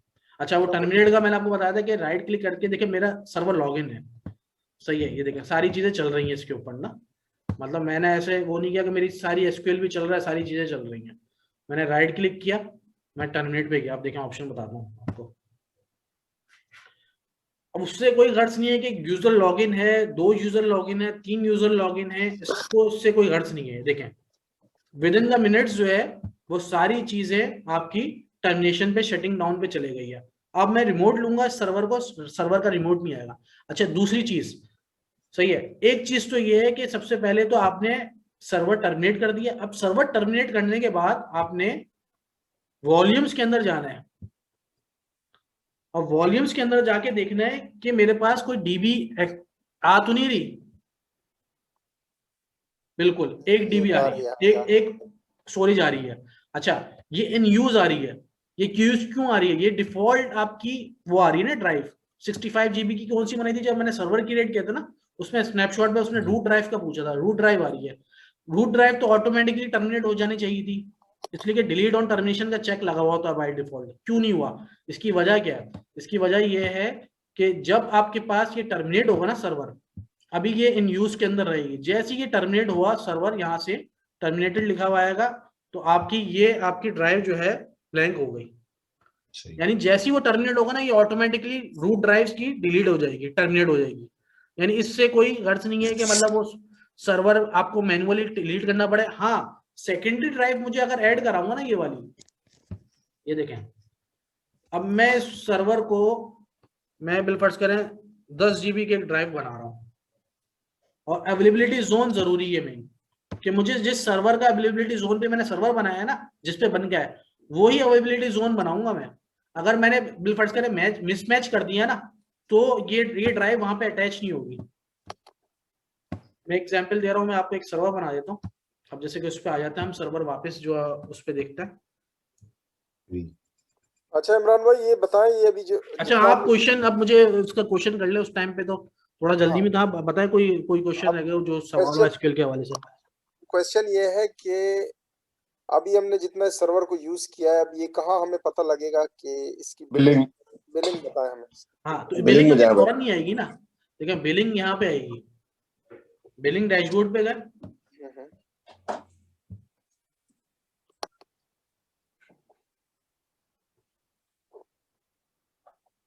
अभी मेरी ये बिलिंग है। कल या परसों आप देख लीजिएगा कि मतलब जब ये सर्विस होगी तो इसकी कॉस्ट क्या पड़ी है, तो वो ऐड करा देंगे। अच्छा, टोटल बिलिंग क्या करेंगे, बिल डिटेल्स देखेंगे। मैंने सर्वर कहाँ बनाया था, वर्जीनिया में बनाया था ना, तो ऑटोमेटिकली आपको कहाँ पे पता चलेगा, EC2 सर्वर बनाया था मैंने, कंप्यूट क्लाउड वर्जीनिया में बनाया था। तो वर्जीनिया के अंदर जो है ना, जिस सर्वर को मैंने यहाँ पे बनाया होगा ना, तो वहां पे बताएगा कि भाई इतने घंटे चला है। ये देखिए 5 घंटे मैंने सर्वर ऑन था, मेरा माइक्रो था, मेरा उस टाइम पे वो अकाउंट चल रहा था फ्री टियर का, तो मुझे क्या चार्ज हुआ, 0 चार्ज हुआ, 5 घंटे यूटिलाइज किया मैंने, सही है। ये सारी बिलिंग इसकी ओवरऑल सारी यहाँ पे आती है। मुझे ये कॉस्ट पड़ी कैलिफोर्निया के अंदर, कैलिफोर्निया में मुझे किस चीज की कॉस्ट पड़ी, 0.21, मुझे 0.21 पड़ी इस चीज की। स्नैपशॉट मैंने एक रखा हुआ था, 3.823 GB उसमें डाटा सेव हुआ था। मैंने बनाया था, यानी समझ लें 30 GB वाला सर्वर का स्नैपशॉट बनाया मैंने, या हार्ड ड्राइव के स्नैपशॉट बनाया। तो हार्ड ड्राइव में जितना डाटा होगा ना, वो उसका काउंट करेगा। ऐसा नहीं है कि मतलब अगर मैं 50 GB का स्नैपशॉट ले लूं ड्राइव का, लेकिन 50 GB में 100, अगर 10 GB डाटा सेव है ना, तो 10 GB डाटा का कॉस्टिंग पड़ेगा मुझे, जो अकॉर्डिंग टू कॉस्ट होगी। ये देखें 0.055 पर GB per month snapshot data का। और ये कैलकुलेशन आप करेंगे तो आपको एक्यूरेट यही कॉस्ट पड़ेगी, ये कॉस्टिंग है। फिर राउट 53 मैंने एक बनाया था, तो उसकी कॉस्ट पड़ी, वो ग्लोबल बनता है। मतलब जो जो सर्विसेज आप यूज करेंगे ना, उन सब की कॉस्टिंग आपको बिलिंग डैशबोर्ड पे आएगी।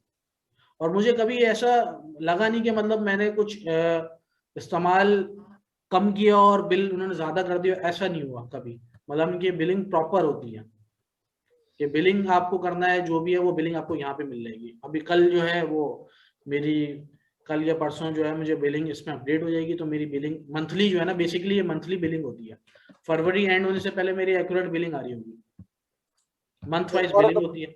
फॉरन अपडेट नहीं होती, मतलब जैसा भी नहीं फौरन तो नहीं होगी, अभी तो इतना एडवांस वो नहीं है कि मतलब वो क्लिक करेंगे, इसलिए वो पूरा एनालाइज करेंगे ना कितना डाटा आपने यूज किया, क्या चीजें की, और वो फौरन फिर जो है आपको वो बिल आपके अपडेट हो जाएगा। चलो उमर भाई देख लेना कितना बिल पड़ा है इसका आपको। नहीं इतना ज्यादा नहीं पड़ा होगा, आपने यूज कितना किया? अभी तक बिल नहीं आ रहा, जब आता तो बस इंशाल्लाह ताला फिर सब में कंट्रीब्यूट अच्छा करते हैं। हम जो है अब एसक्यूएल सर्वर पे आ जाए। मैं एसक्यूएल सर्वर की मोस्ट इंपॉर्टेंट चीजें बता रहा हूँ कि देखें एसक्यूएल सर्वर है क्या। एक तो बैकएंड है, इसका क्वेश्चन ये है कि भाई एसक्यूएल सर्वर मैनेजमेंट। अच्छा एक होता है एसक्यूएल सर्वर डेवलपर, जो एसक्यूएल सर्वर के अंदर क्यूरीज लिखता है, भाई बैकएंड का क्यूरी। अच्छा आप लोगों के सबके ड्राइव ओपन है, वो वाली जो मैंने शेयर कराई हुई आपसे, गूगल ड्राइव अभी खोल लेते हैं। उसमें एक मैंने डाटा अपलोड किया था, ये आपका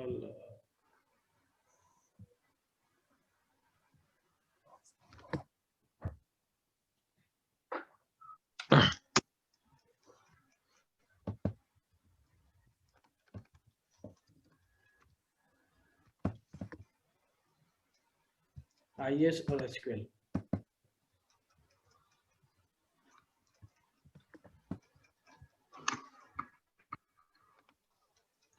सही है, ये मतलब छोटी छोटी कमांड्स है जो मतलब आपको किस तरीके से डीबी स्टोर होता है, ये सारी चीजें जो है ना किस तरीके से, ये जैसे कि मैं वेल फर्स्ट करें ये रिस्टोर की मैं कमांड खोल लेता हूँ।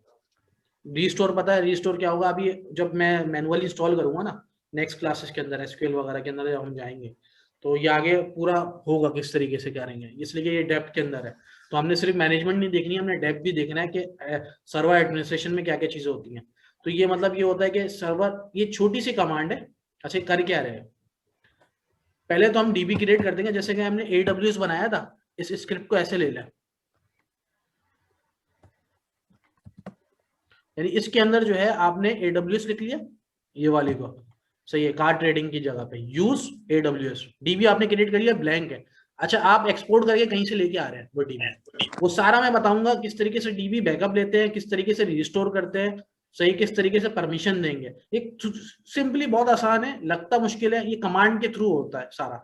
जो एसक्यूएल की जो बिल्कुल वाइड स्क्रीन आ रही थी ना साथ में, तो उस पर चेक करके अभी हम मैं एसक्यूएल इंस्टॉल करूंगा मैनुअली ना, उसके अंदर जब हम जाएंगे एसक्यूएल की क्लास लेंगे, एसक्यूएल का पूरा एक प्रॉपर मैं आपके साथ एक क्लास रखूंगा पूरी एसक्यूएल के इंस्टॉलेशन के। अभी तो आप इंस्टॉलेशन कर लीजिएगा ये वाली ना, अपनी नॉर्मल प्रैक्टिस कर लीजिएगा। मैं जब एक क्लास रखूंगा ना उसके अंदर मैनुअल इंस्टॉल करके लाऊंगा एसक्यूएल, उसके अंदर सारी चीजें आपको दिखाऊंगा किस तरीके से डीबी मैंने बनाया लेके आऊंगा मैं, जिसको एक्सपोर्ट करके, और फिर दिखाऊंगा किस तरीके से एक्सपोर्ट होता है, बैकअप कैसे लेता हूँ डीबी का, बैकअप लेने के बाद किस फॉर्म में आता है, किस तरीके से मैं अपने डीबी के अंदर इंपोर्ट कराऊंगा, इंपोर्ट कराने के बाद किस तरीके से इस यूजर को इस डीबी पे राइट्स दूंगा।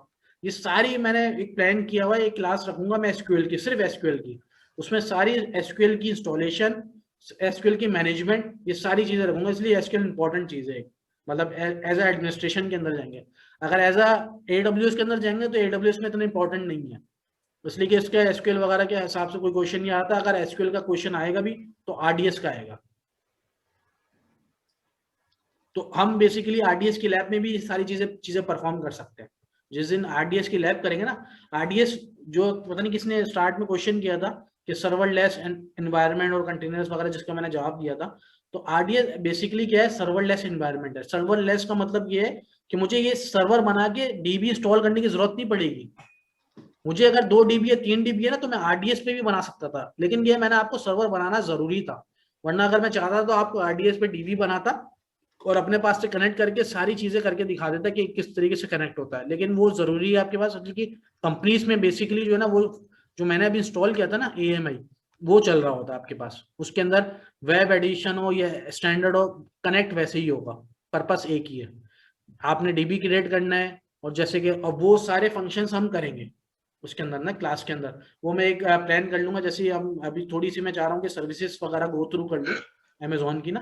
तो ये सारा मैं पैटर्न, या तो ये मैं एक जगह पे नोट डाउन कर रहा हूँ कि आपको कौन कौन सी उसमें लैब्स वगैरह जिसमें हम डेप्थ में करेंगे।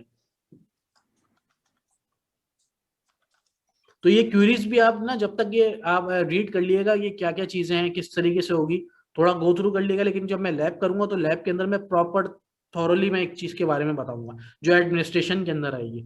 एक होता है डेवलपमेंट, मतलब एक DB कोड करना, मतलब कोडिंग करना, डेवलप करना, वो एक अलग, वो डेवलपर के पास होता है, डेवलपर करता है। लेकिन मैं आपको इतना काम बता दूंगा कि आप डेवलपर तो नहीं, यानी आपको जो मैक्सिमम सिर्फ एडमिनिस्ट्रेशन ये नहीं होगी, आप उसके रिलेटेड इश्यूज भी रिजॉल्व कर रहे होंगे, और आपको पता भी चल रहा होगा कि किस तरीके से चेक करता है।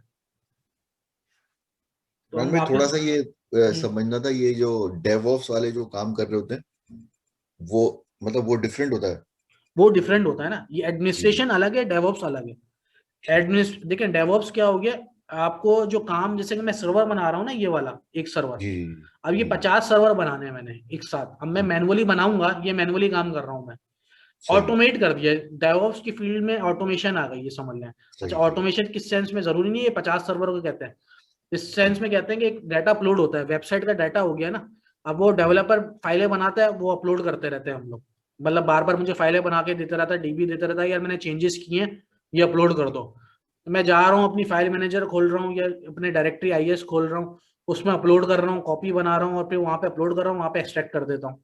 सही, ऐसे ही हो रहा है अपलोडिंग, वो 50 दफा दिन में दे रहा है। आप इस काम को ऑटोमेट कर सकते हैं। अब आजकल गिट आया हुआ है, गिट पे आप रिपोजिटरी बना के दिए, जो भी कोडिंग कर रहा है वो गिट पे कर रहा है, और ऑटोमेटिकली आपने सर्वर के साथ इंटीग्रेट कर दिया, मतलब उसके अंदर ऑटोमेशन सारी, अब सारी चीजें जो है ऑटोमेशन पे जा रही हैं। तो आपको क्या करना है, आपको, आपका एडमिनिस्ट्रेटर का काम खत्म हो गया, ऑटोमेटिकली वो वर्जनिंग भी खुद करता है गिट। अब गिट के बारे में आपको पता होना चाहिए, गिट होता क्या है। तो मतलब मैं आपको ये बोल रहा हूँ कि आपको गिट, ये सारे टूल्स के बारे में भी पढ़ेंगे हम, यानी जितने डेवऑप्स के रिलेटेड टूल्स है ना, वो जी सारी चीजों के बारे में पढ़ेंगे। मैं गिट हो गया, नोड हो गया, एडमिनिस्ट्रेशन कम से कम आपको पता होना चाहिए, इसलिए कंपनीज में आप चल रहेंगे ये चीजें ना। तो एक होता है डेवलपमेंट साइड, एक होता है एडमिनिस्ट्रेशन साइड। तो एडमिनिस्ट्रेशन साइड जितनी भी डेवलप की चीजें होंगी ना, वो सारी चीजें इंस्टॉल, कॉन्फ़िगर, लॉग कैसे चेक करते हैं, एडमिनिस्ट्रेशन का काम ये होता है, वो सारी चीजें हम करेंगे उसके अंदर। जब ये सर्विसेज का आप ये मुझे बता देंगे, मैंने जो प्लान किया हुआ ना वो ये किया हुआ है कि पहले हम अमेजोन की सर्विसेज के बारे में पढ़ लेंगे, जितने भी, जैसे सर्वर बनाना सीखे, सही है, SQL क्या होता है, RDS फिर बनाना सीखेंगे, फिर S3 बकेट होता है, बकेट क्या होता है, मतलब सारी सर्विसेज कंप्लीट कर लें, उसके बाद फिर हम इन चीजों के ऊपर आएंगे डेप्थ के अंदर, कि SQL जो सर्वर होता है ना, उसमें ये एडमिनिस्ट्रेशन का काम होता है। MongoDB होता है ना, MongoDB का ये काम होता है, सही है, DB ऐसे क्रिएट करता है, मतलब सारी चीजें इस तरीके से करेंगे। कमांड प्रॉम्प्ट क्या होती है, लिनक्स क्या होती है, लिनक्स का प्लेटफॉर्म क्या होता है, लिनक्स में इंस्टॉलेशन कैसे करते हैं, वो सारी चीजें उसके अंदर आएंगी। बाकी अभी SQL, मतलब थोड़ा सा किसी को अगर कोई डाउट हो रहा हो कि SQL क्या था, SQL होता क्या है, जैसे कि पहले था, कि उसमें कोई क्वेश्चन है, मतलब SQL बैकएंड कैसे काम करता है, हर किसी क्वेश्चन आता सकता है ना कि बैकएंड क्या है, इसको बैकएंड क्यों कहते हैं, सही है। भाई मुझे तो कुछ खास ज्यादा नहीं पता एसक्यूएल के बारे में, बस इतना ही पता है कि एक डेटाबेस है, ठीक है ना। इसके अलावा तो मुझे कोई इसकी ज्यादा मैनेजमेंट और ये सब चीजें मुझे नहीं आती इसकी बिल्कुल भी ना।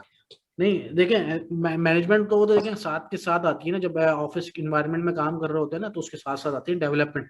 डेवलपमेंट एडमिनिस्ट्रेशन के अंदर पार्ट में नहीं होता। आप क्या करते हो, DB बना के ना डेवलपर को दे देते हो, और उसके राइट्स दे देते हो। आप क्या करोगे, DB बनाओगे, DB बना के उसका यूजर एक बनाओगे, उसको जैसे मैंने अभी DB पे राइट्स दिया ना, एडमिनिस्ट्रेटर बनाया, उसको DB बना के DB क्रिएट करेंगे, DB पे उसके यूजर को बना के उसको क्रिएट राइट्स दे देंगे DB पे, और उसकी IP लेंगे, और सिक्योरिटी में जाके उस IP पे 14333 सिर्फ अलाउ कर देंगे। ये एडमिनिस्ट्रेशन का काम है, ये आपको 14333 क्या? 1433 14333 क्या मतलब? 1433 SQL की पोर्ट है ना, मैंने आपको बोला था पोर्ट्स अच्छा। का पता होना चाहिए ना, पोर्ट्स का थोड़े बारे में हमने पढ़ना है कि पोर्ट्स क्या होती है, SQL की पोर्ट क्या है, सही है। कि जैसे कि मैं आपको एग्जांपल दे रहा हूँ, SQL 1433, सही है। HTTP जो वेबसाइट चलती है जिसके ऊपर, सही है, वो आपकी 80 हो गई। फिर HTTPS आपकी 143, मतलब इस तरीके से 443 आपकी। और आपकी समझ लें कि डिफरेंट पोर्ट होती हैं, जैसे मोंगो हो गई, RDP की भी पोर्ट, RDP की 27017। हाँ इमरान भाई, जो लास्ट वीक आपने सेशन दिया था उसके अंदर आपने HTTPS की जो TCP पोर्ट बताई थी वो 443 बताई थी। हाँ, HTTPS की ना, हाँ सॉरी 143 IMAP की है, मैं यही मिस कर रहा था, एक मिनट, ये ना IMAP की है 143, HTTPS की 443 है। ये आप वो भी कर ले, मैंने आपको आसान तरीका बताया था ना, कि अगर जैसे हमें नहीं पता 443, अच्छा मैं इसकी कर लूं, IMAP की 2 पोर्ट्स आ रही हैं, इसमें से एक आ रही है 143 ये रही। तो मतलब ये डिफरेंट टूल्स की डिफरेंट पोर्ट्स होती हैं, मतलब भी मोंगो हो गया, मतलब इस तरीके से आपको ना सारी पोर्ट्स तकरीबन पता होने चाहिए, कि मतलब ये एज ए एडमिनिस्ट्रेटर पता होना चाहिए। RDP जो आप मेन जिसका काम करते हैं आप 3389, और ये जो IMAP की जो 993 है, दोनों में से कोई भी पोर्ट आप यूज कर सकते हैं। ये देखें, एक SSL के साथ होता है, कोई सी भी कर जी। लेंगे, अगर IMAPS होगा ना, ठीक है, तो फिर उसकी 993 होगी। उसकी 993 होगी। मतलब पहले तो आपको पोर्ट्स का पता होना चाहिए।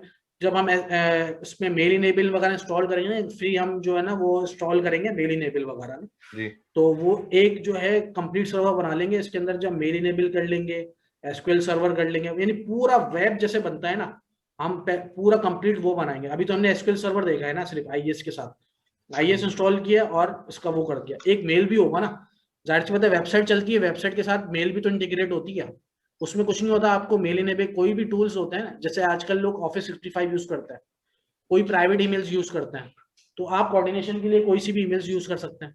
तो हम क्या करेंगे, कंपनी की ईमेल जिसकी वेबसाइट बनेंगे, बिलफर्ज के लिए vismotech.com है, एक वेबसाइट ले लेंगे, IIS में कॉन्फ़िगर करेंगे, उसके लिए DB बनाएंगे, सही है, और इसके अंदर फिर जो है मेल सर्वर इंस्टॉल कर लेंगे। यानी फाइल्स जो है ना वो DB डेवलपर देगा, यानी आपका जो है ना वो आप IIS में साइट क्रिएट करेंगे, SQL DB क्रिएट करेंगे और मेल सर्वर कॉन्फ़िगर कर देंगे उस नाम से। बाकी सारी चीजें जो है ना, फाइल्स उसकी DB, ये सारा जो है आपको डेवलपर देगा। डेवलपर देगा यार ये वेबसाइट मैंने बना ली है, ये फाइल जो है ना डिप्लॉय कर दो आप वेबसाइट पे। आपने कुछ नहीं करना, IIS में गए और वेबसाइट डिप्लॉय कर दी, और DB दे दिया, DB आपने क्रिएट किया और DB वहां पे जो उसने दिया वो आपने इंपोर्ट करा दिया। तो ये प्रोसेस एडमिनिस्ट्रेशन का होगा पूरा। तो उसके लिए आपको ये पोर्ट्स आपको मतलब ये याद कर ले। बेशक मंडे से मैं आपको एक पोर्ट मेरे पास है भी, तो मैं कुछ पोर्ट्स मैंने बनाई हुई है ना, एक जो प्रीवियस क्लास को मैंने पढ़ाई थी, तो वो मेरे पास है व्हाट्सएप वगैरह पे, तो मैं वो आपको फॉरवर्ड कर दूंगा अभी तो क्लास के बाद ना। तो वो पोर्ट्स भी आप अपने पास याद कर लें, वो याद कर लें तो ज़्यादा अच्छा है। वो इंटरव्यूज में भी पूछते हैं ज़्यादातर कि इनकी पोर्ट्स क्या है, इसलिए एडमिनिस्ट्रेटर अगर पोर्ट्स नहीं पता उसको, तो एडमिनिस्ट्रेटर मतलब उसके तो रोज रूटीन का काम तो आपको पता होना चाहिए उसकी पोर्ट्स के बारे में, तो पोर्ट्स याद कर लीजिएगा। वो तो फिर आपको जब प्रैक्टिस होगा, जब ऑफिस एनवायरनमेंट में जाएंगे तो आपको आइडिया हो जाएगा, लेकिन वैसे इसको वैसे जाने से पहले आपको याद करना जरूरी है जो रोज रूटीन के काम है।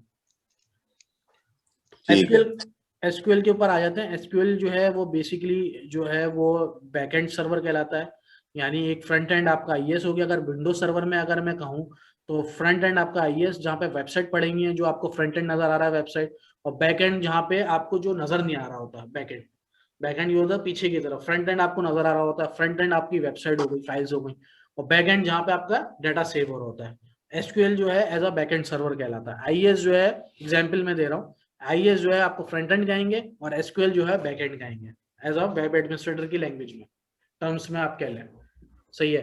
तो ये होगा, और SQL के जितने भी राइट्स हैं और जितने भी फंक्शंस हैं वो हम परफॉर्म करेंगे एक SQL के लैब में, सही है। अभी आपने क्या करना है कि अगर सर्वर बना सकते हैं SQL का तो बना लें, वरना मैनुअल इंस्टॉलेशन कर लें। मैनुअल इंस्टॉलेशन क्या, आप ऐसा एक टास्क आप ले लेंगे कि मतलब ये जो क्लास होगी ना, मतलब आप मंडे से कर ले, अगर कल टाइम नहीं है तो एक इंस्टेंस बनाइएगा नॉर्मली, जैसे विंडोज बनाते हैं, जैसे मैंने बेस मशीन बनाई थी ना, अब मेरी पुरानी क्लास पे चले जाइएगा। तो उसके अंदर क्या है, SQL वेब एडिशन डाउनलोड कर लें या SQL स्टैंडर्ड एडिशन डाउनलोड कर लें। वो 160 डेज वैसे भी 180 डेज वैसे भी फ्री है SQL है। हाँ, तो मतलब वो आप सिंपली जो है ना वो इंस्टॉल कर लें, लेकिन और इंस्टॉल करने के बाद फिर वो IIS के अंदर इंस्टॉल करेगा, बिल्कुल सेम एज इट इज यही होगा। ठीक है, दोनों मतलब फाइल अगर आप बेसिक, बोलेंगे तो मैं आपको दे दूंगा डाउनलोड करके। सही, अच्छा वो बेसिक IIS पे मशीन बनाए, इंस्टॉल करिएगा। अवेलेबल है, मिल जाएगा, कोई मसला नहीं होगा। नहीं, अगर किसी को इश्यू आता है ना तो मुझे बता दे, ताकि ये इसलिए कि ये जरूरी है। हैंड्स ऑन जब तक आप करते रहेंगे ना तो आपको आइडिया रहेगा और आपको याद भी रहेगी चीज। अगर हैंड्स ऑन नहीं करेंगे ना तो SQL सर्वर फिर आप वैसे ही भूल जाएंगे। मतलब आप साथ ये कह रहे साथ, हैं फ्री टायर पे मशीन बनाए इसके हाँ, ऊपर ना, फिर फ्री इंस्टेंस, टायर ठीक पे है ना उसके भी ऊपर। बनाए आप, 4 GB पे बना लें, इतनी कॉस्ट नहीं पड़ेगी जितना अभी क्या? कॉस्ट पड़ रही थी ना, इतना नहीं पड़ेगी आपको। सही है। $30 का मंथली है, अगर $40 का मंथली पड़ रहा है तो आपको अगर 1 घंटे के आप खुद लगा लेंगे, 750 आवर्स को डिवाइड करेंगे, कितना पड़ेगा? उतना ज्यादा थोड़ी पड़ेगा। ठीक है, एक 4 GB बना के उसके ऊपर हम खुद मैन्युअली SQL जो है वो डाउनलोड कर दें, हाँ, बेसिकली ये डाउनलोड बात। करें। अच्छा, SQL में 2 चीजें हैं, हम्म एक तो SQL सर्वर हम्म और एक मैनेजमेंट स्टूडियो। ठीक है। सर्वर हमने इंस्टॉल करने के बाद उसको कनेक्ट कैसे करेंगे? मैनेजमेंट स्टूडियो के थ्रू। ये लॉजिक याद रखिएगा हमेशा। ठीक है, ठीक है, मतलब सर्वर इंस्टॉल अलग होगा और उसका मैनेजमेंट स्टूडियो। ठीक हो गया, सही है। रईस भाई इसको आज बाद कहते में हैं करते हैं फिर, आप आ रहे हो ना? अच्छा, इसको मैं आपको बता भी दूं, SSMS माइक्रोसॉफ्ट की लैंग्वेज में इसको कहते हैं शॉर्ट फॉर्म में SSMS, यानी SQL server management studio. Okay, यानी अगर मैं SSMS SMS। लिखता हूँ ना, ये वाला मैनेजमेंट स्टूडियो खोलेगा आपको, ये देखिए ठीक SSMS। ठीक। तो ये SQL सर्वर मैनेजमेंट स्टूडियो एक अलग चीज है, ये अगर आप डाउनलोड कर लें, और SQL सर्वर एक अलग है, वेब कर लें या, तो हमने दोनों डाउनलोड करने हैं, ये कह रहे हाँ, हैं? ये दोनों इंस्टॉलेशन करनी है। लेकिन जब आप SQL सर्वर इंस्टॉल करेंगे ना तो वो आपको कस्टमाइज का एक ऑप्शन देगा, तो उसके अंदर आप वो बताएगा कि भाई ये SSMS भी कर लूं मैं इंस्टॉल, तो आप उस पे इंस्टॉल कर दिएगा, वो साथ साथ ही हो जाएगा। वरना अदरवाइज दोनों तरीके से हो सकता है, जो आपको आसान लगे ना वो तरीके से करिएगा, लेकिन करिएगा खुद। जब आप खुद ठीक है, करेंगे तो इश्यूज में फंसेंगे, तो मेरे से कॉन्टेक्ट करेंगे तो फिर मैं आपको बताऊंगा कि क्या कैसे ठीक होगा। है, वरना ये लैब में करेंगे, अगर आपने अभी नहीं करना, लेकिन मैं इस वजह से बोल रहा हूँ जो लैब हो रही है ना, कम से कम वो उसका, उसके अंदर तो हम दूसरे तरीके, अगर वो हमारा टाइम सेव हो जाएगा ना, तो मैं क्या करूंगा, इसके अंदर सिर्फ इंस्टॉल करके, मैं इंस्टॉल किया हुआ होगा, फिर मैं सिर्फ आपको ये क्वेरीज बता दूंगा कि DB क्रिएट कैसे करते हैं, बैकअप कैसे लेंगे, इंपोर्ट कैसे करेंगे, यूजर को परमिशन कैसे देंगे, मतलब ये ट्रबल शूटिंग एडमिनिस्ट्रेटर वाले काम फिर आपको दिखा दूंगा, हमारा टाइम बच जाएगा अगर ये काम ठीक हो है। जाएगा। वरना अगर ये नहीं होगा तो फिर मैं लैब में पहले आपको बताऊंगा, डाउनलोड इंस्टॉलेशन सिखाऊंगा, फिर ये काम करके दिखा दूंगा, वो आप लोग नहीं, बेहतर ये है कि हम खुद कर लेते हैं, जो फंसेगा वो पूछ लेगा, ज्यादा बेहतर है, किसी से हेल्प लेके आपसे पूछ लेंगे, हाँ, ताकि उसमें हाँ, इंस्टॉलेशन ताकि, में टाइम लगता है ना उसकी, तो हाँ, टाइम बच इसलिए जाएगा। कि आपको थोड़ा बहुत तो आइडिया हो गया होगा ना, इससे क्या है। देखिए मेनली जो है ना, इंस्टॉल करना जरूरी नहीं है। इंस्टॉल तो आपको पता है इमेज के अंदर ऑटोमेटिक आता है, और ज्यादा कंपनीज के अंदर वही चल रहा होगा, आपको करने की जरूरत भी नहीं है। लेकिन एक दफा इंस्टॉल करना जरूरी है, इससे क्या होगा ठीक, कि आपके जो कॉन्सेप्ट है वो क्लियर हो जाएंगे किस तरीके से। जब नेक्स्ट नेक्स्ट कर रहे हो ना, तो नेक्स्ट नेक्स्ट करिएगा नहीं, पढ़िएगा उसको सही कि है। भाई किस तरीके से स्टैंड अलोन लोकल होस्ट क्या होता है, मिक्स मोड का ऑप्शन आएगा वहीं पे इंस्टॉलेशन के टाइम पे। जैसे अभी हमने मिक्स मोड किया था ना, मिक्स मोड क्या होता है, एसक्यूएल के लैंग्वेज में मिक्स मोड कहलाता है कि विंडोज ऑथेंटिकेशन और एसक्यूएल ऑथेंटिकेशन दोनों ऑन हो, तो उसको मिक्स मोड कहता है। सही है। अगर जैसे कि आपने देखा था कि मैंने यूजर बनाया एसक्यूएल ऑथेंटिकेशन के साथ, और जब मैं लॉगिन कर रहा हूँ तो लॉगिन ही नहीं हो रहा मेरे पास, तो मैंने क्या देखा, मुझे याद है कि यार इसके अंदर बाय डिफॉल्ट जब इंस्टॉल होता है आता है ना, तो विंडोज ऑथेंटिकेशन इनेबल होता है, एसक्यूएल नहीं होता। तो मैं गया नीचे ऑप्शन में, तो मैंने ऑप्शन को सिलेक्ट किया, फिर सर्विस रिस्टार्ट की, तो फिर वो यूजर लॉगिन हुआ। अच्छा, वो यूजर सिर्फ उस डीबी का एडमिन होगा, अगर मैं नया डीबी बनाऊंगा ना उसमें नहीं आएगा वो ऑप्शन, उस यूजर को जाके राइट्स देने पड़ेंगे। ये हम सारा लैब में देख लेंगे, अगर आप बोलेंगे तो हम मतलब उसके अंदर हम एक लैब परफॉर्म कर लेंगे, उसमें सारी चीजें ये बताऊंगा मैं। अच्छा, ठीक है। ये चीज तो हो गई एसक्यूएल सर्वर। इसमें कोई क्वेश्चन है मतलब थॉरली, कोई अगर कोई मतलब जी इमरान भाई, ये थोड़ा सा बस यही पूछना था, वो जो ऑथेंटिकेशन की बात आप कर रहे थे, जो यूजर नेम एडमिनिस्ट्रेटर यूज किया हमने विंडोज ऑथेंटिकेशन के थ्रू जा रहा था, तो वो जो वो लोकल अकाउंट पिक करता है ना, जैसे आपने बताया लोकल अकाउंट पिक हाँ, हाँ, करता है, वो पासवर्ड जो हमने रखा। लेकिन अच्छा, ये चीज पूछनी थोड़ी सी कि इन केस अगर वो हमारा विंडोज का पासवर्ड एक्सपायर हो जाता है या डिसेबल हो जाता है, कुछ हो जाता है, तो वो सिंक्रोनाइज होता है इससे एसक्यूएल से? बिल्कुल बिल्कुल, आप ठीक जो है, तो पासवर्ड आप वहां पे रीसेट जी करेंगे जी यहाँ पे लॉगिन हो जाएगा। सही। तो वहां पे चेंज होगा तो वो ऑलरेडी, फिर हम वहां पे कैसे चेंज करेंगे? ऑलरेडी हो जाता है वो चेंज जब नहीं नहीं, हमें launch यहाँ पे करते हैं। चेंज करने की जरूरत नहीं पड़ती है। अगर आप विंडोज के अंदर पासवर्ड जैसे चेंज करते हैं ना मशीन के अंदर, जी जैसे जी मशीन का मैं लोकल कंप्यूटर्स में आके राइट क्लिक करके एडमिनिस्ट्रेटर का पासवर्ड रिसेट कर दिया, तो जी आप जी जब भी लॉगिन करेंगे ना तो वो आपका पासवर्ड सिंक कर लेगा विंडोज के साथ। अच्छा अच्छा, बस बस बस, ठीक है समझ गई। बाकी चलिए। और कोई एसक्यूएल के हवाले से या इंस्टेंस हमने अवेलेबिलिटी जोन्स देखे हैं और फिर वो उनके बारे में वो चीजें क्लियर है कि अवेलेबिलिटी जोन क्या होता है, रीजन क्या होता है, दो में डिफरेंस पता चल गया आपको कि रीजन क्या होता है, अवेलेबिलिटी जोन क्या होता है? जी जी जी। हर जोन के अंदर डिफरेंट रीजन होते हैं बेसिकली ना, जैसे आप नहीं उसमें चले जाते हैं। नहीं, रीजन के अंदर मल्टीपल जोन्स होते हैं जोन्स के अंदर रीजन अच्छा, नहीं होंगे। मतलब मैं ये ठीक है, बोल रहा हूँ, रीजन के अंदर मल्टीपल। हाँ मतलब ये वर्जीनिया है ना, इसमें मल्टीपल डाटा सेंटर्स होंगे। मतलब एक पूरा वर्जीनिया के अंदर एक चंक्स बने हुए होंगे, एरिया वाइज उन्होंने एक अपना डाटा सेंटर्स बनाए हुए होंगे। तो अवेलेबिलिटी ठीक है। जोन्स जो है ना, जोन्स वो डाटा सेंटर्स को कहते हैं। इन शॉर्ट आप ये समझ लें कि ये जो जोन्स होंगे ये डाटा सेंटर्स होंगे।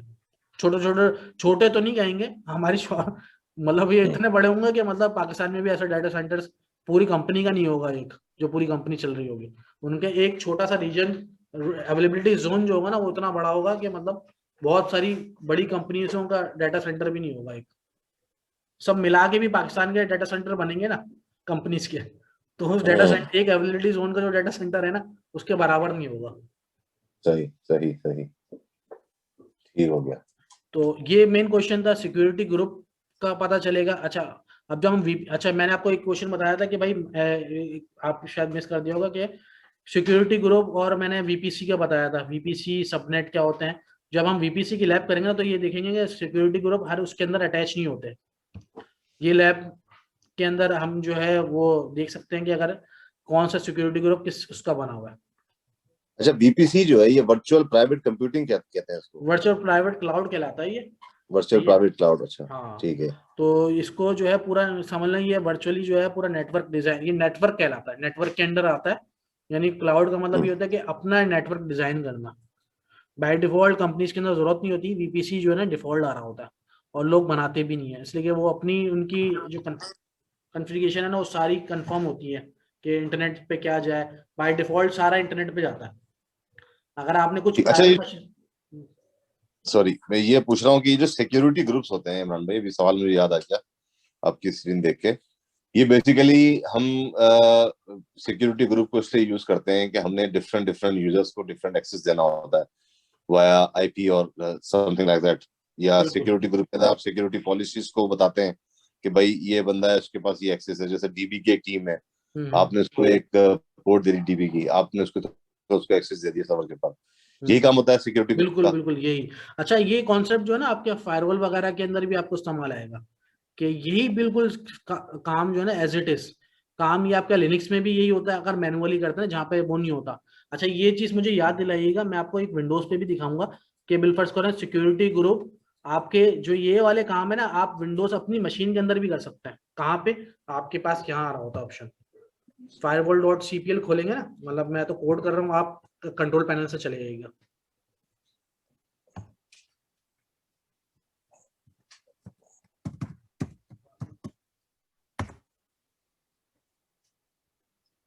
ये देखें, ये विंडोज फायरवॉल होती है, ये सेम एज इट इज ये काम कर रही होती है।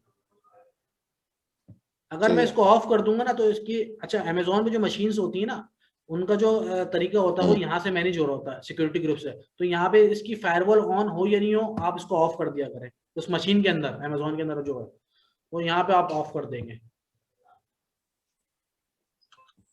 सही है। और भी इसके अंदर जो है आप अपने एडवांस सेटिंग्स में आके अपने रूल्स बना सकते हैं अगर ऑन है तो। ये तो अभी ऑफ है ना, मैं इसको ऑन करता हूँ। बिलफर्ज करें ये अमेजोन के ऊपर मशीन पे नहीं है, अमेजोन पे मैंने सारा ट्रैफिक खोल दिया, मैं यहाँ से भी मैनेज कर सकता हूँ। अच्छा इनबाउंड रूल बनेगा, आउटबाउंड नहीं है। आउटबाउंड पे सारा एनी है, इनबाउंड क्यों बनेगा? कोई इसका आंसर दे सकता है? वैसे हमने सिक्योरिटी ग्रुप में फर्स्ट क्लास में डिस्कस किया था कि कौन कौन एक्सेस कर सकता है इसलिए बनेगा इनबाउंड रूल ना। नहीं, एक इनबाउंड रूल है एक आउटबाउंड रूल है, इन दोनों में हाँ। डिफरेंस क्या है? इनबाउंड और आउटबाउंड किसको कहते हैं? इनबाउंड जो आप एक्सेस कर रहे हैं और आपको कोई एक्सेस कर रहा है, ठीक है। ये इनबाउंड जो बाहर से ट्रैफिक आ रही है एक जो अंदर से ट्रैफिक। हाँ बिल्कुल बिल्कुल, ये बिल्कुल सही है। मतलब इसको इन शॉर्ट ये कह ले कि इनबाउंड ये है कि जैसे कि मेरी मशीन है ना, ये लैपटॉप, अगर आपके लिए ना, मेरे लिए आप आउटसाइड है, सही है, आप जब भी मेरी मशीन को एक्सेस करेंगे ना, तो मेरे पास जो है ना इनबाउंड रूल पे मैं बताऊंगा कि कौन कौन मेरी मशीन को एक्सेस कर सकता है बाहर से। अच्छा, मैं किसको एक्सेस कर सकता हूँ? मैं तो जाहिर सी बात है सबको एक्सेस कर सकता हूँ ना। मैं तो बोलूंगा भाई मेरे पास कोई ब्लॉकेज ही ना हो, मैं सबके पास जाऊँ। तो आउटबाउंड रूल्स नहीं बनते, बेसिकली जो रूल्स बनते हैं ना वो इनबाउंड बनते हैं। इसलिए कि आउटबाउंड पे तो देखो अमेजोन ने भी आउटबाउंड, देखें मैं क्या करता हूँ, वापस आता हूँ अपनी स्क्रीन पे। ये हमने बनाया था सिक्योरिटी, बिल्कुल ये आ रहे हैं, हमने जितने भी रूल्स बनाए थे ये इनबाउंड में बनाए। आउटबाउंड पे अगर आप क्लिक करेंगे ना तो एनी है, और ट्रैफिक खुला हुआ है। यानी गेट पे आपने कोई भी अगर अननोन पर्सन आ रहा है ना, तो आपने गेट पे रोकना है। अगर वो अंदर आ गया है ना तो आपको परवाह नहीं है, फिर तो वो बाहर चले जाए। अंदर आ गया तो मतलब अंदर आने से रोकना है उसको, अनऑथराइज पर्सन को। तो आपको जितने भी रूल्स बनेंगे ना वो इनबाउंड में बनेंगे। तो ये इसी तरीके से विंडोज फायरवॉल के अंदर आप अपने रूल्स बना सकते हैं। ये हम सर्वर के अंदर भी क्रिएट करके देखेंगे। ये इस तरीके से बनता है, न्यू रूल बना। मैं एग्जांपल दे रहा हूँ 3389, मेरा सिस्टम कोई रिमोट ना ले सके, मैं उसको बना रहा हूँ। तो मैं टीसीपी पोर्ट भी कर सकता हूँ, सही है। अब देखें टीसीपी पोर्ट और एक होता है ऑल अलाउ, ये देखें ये ऑप्शन दे रहा है कि specified local IP, local port. मैं 3389, मुझे पता है ये आरडीपी की पोर्ट है, अलाउ करना है मेरे सिस्टम पे।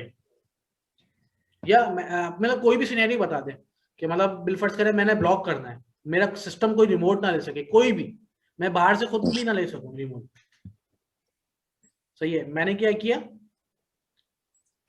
ये सारे पे चेक लगता है, डोमेन प्राइवेट ये नहीं। 3389 का मैंने रूल बनाया, इसके अंदर बनाया है आरडीपी ब्लॉक। ये कुछ भी नाम रख लें आप अपने हिसाब से।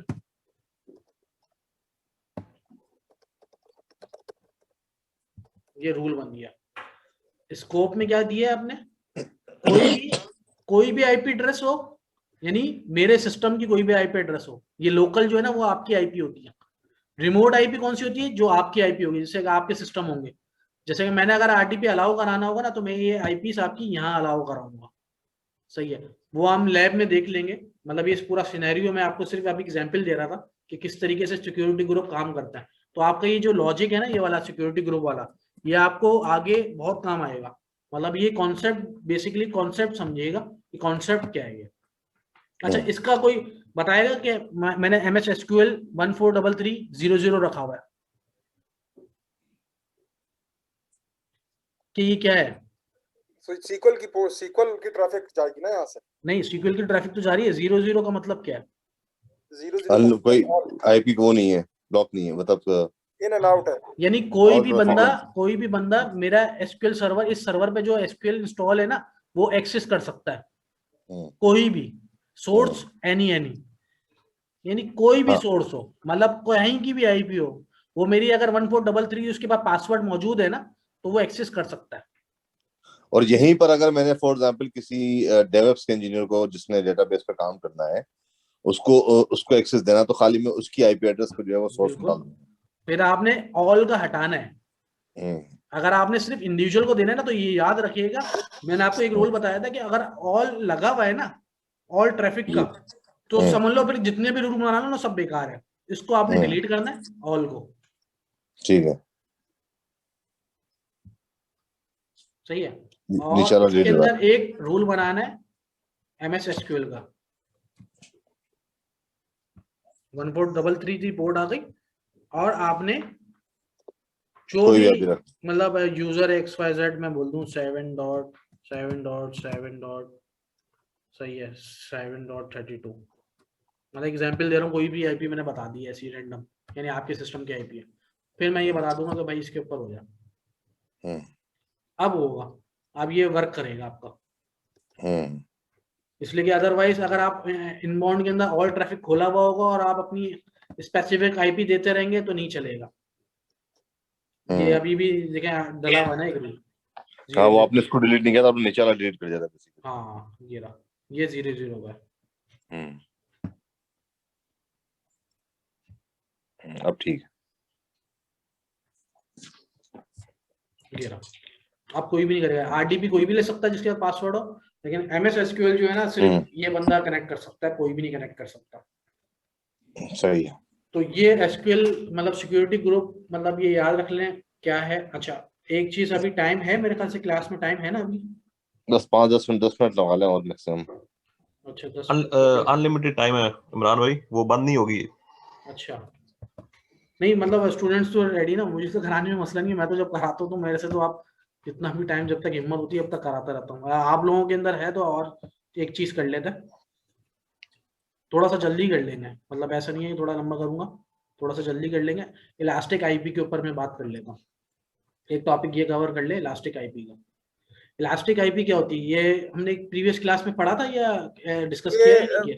अगले क्लास में दानिश भी होगा तो आप जरा समझ वो दोबारा बता दीजिएगा, लेकिन खैर अगर वो क्योंकि उसने क्वेश्चन किया था। मेरा ख्याल से कल पे रख लें मैम भाई इलास्टिक आईपी ना। अच्छा इलास्टिक आईपी कल पे रख लें। हाँ 5:30 होगा।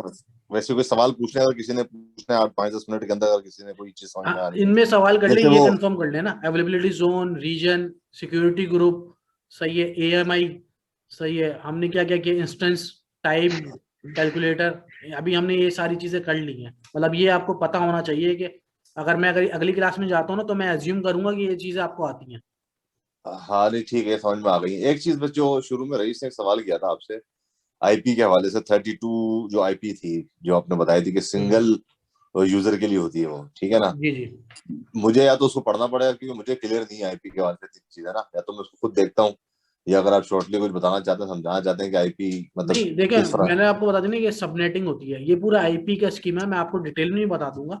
सही है, फिर उसमें डिटेल जाएगी ना काफी, उसका फिर एक लेक्चर अलग ही रखना पड़ेगा नेटवर्किंग, इस पे सबनेटिंग डिफाइन होती है।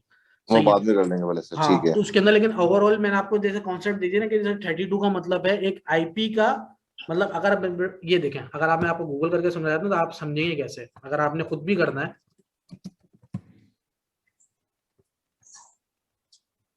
सबनेटिंग जो है ना बहुत बड़ा वो है। हाँ ये पूरी एक फील्ड है नेटवर्किंग की। हाँ सबनेटिंग बहुत बड़ी चीज है भाई, ये समझना जो है ना ये आसान काम नहीं है ये। हाँ बिल्कुल सही कह रहे हैं, ये अलग ही है बिल्कुल, ये नेटवर्किंग के ऐसे अंदर एक लाइव आइडिया ले होता है। लेना, लेकिन कोई फिर भी सवाल इसका आइडिया होना चाहिए। ये अगर मतलब आपको आइडिया है, ये आपके आगे काम आएगा। आईपी अलाउ कैसे करेंगे, एग्जांपल दे रहा हूँ।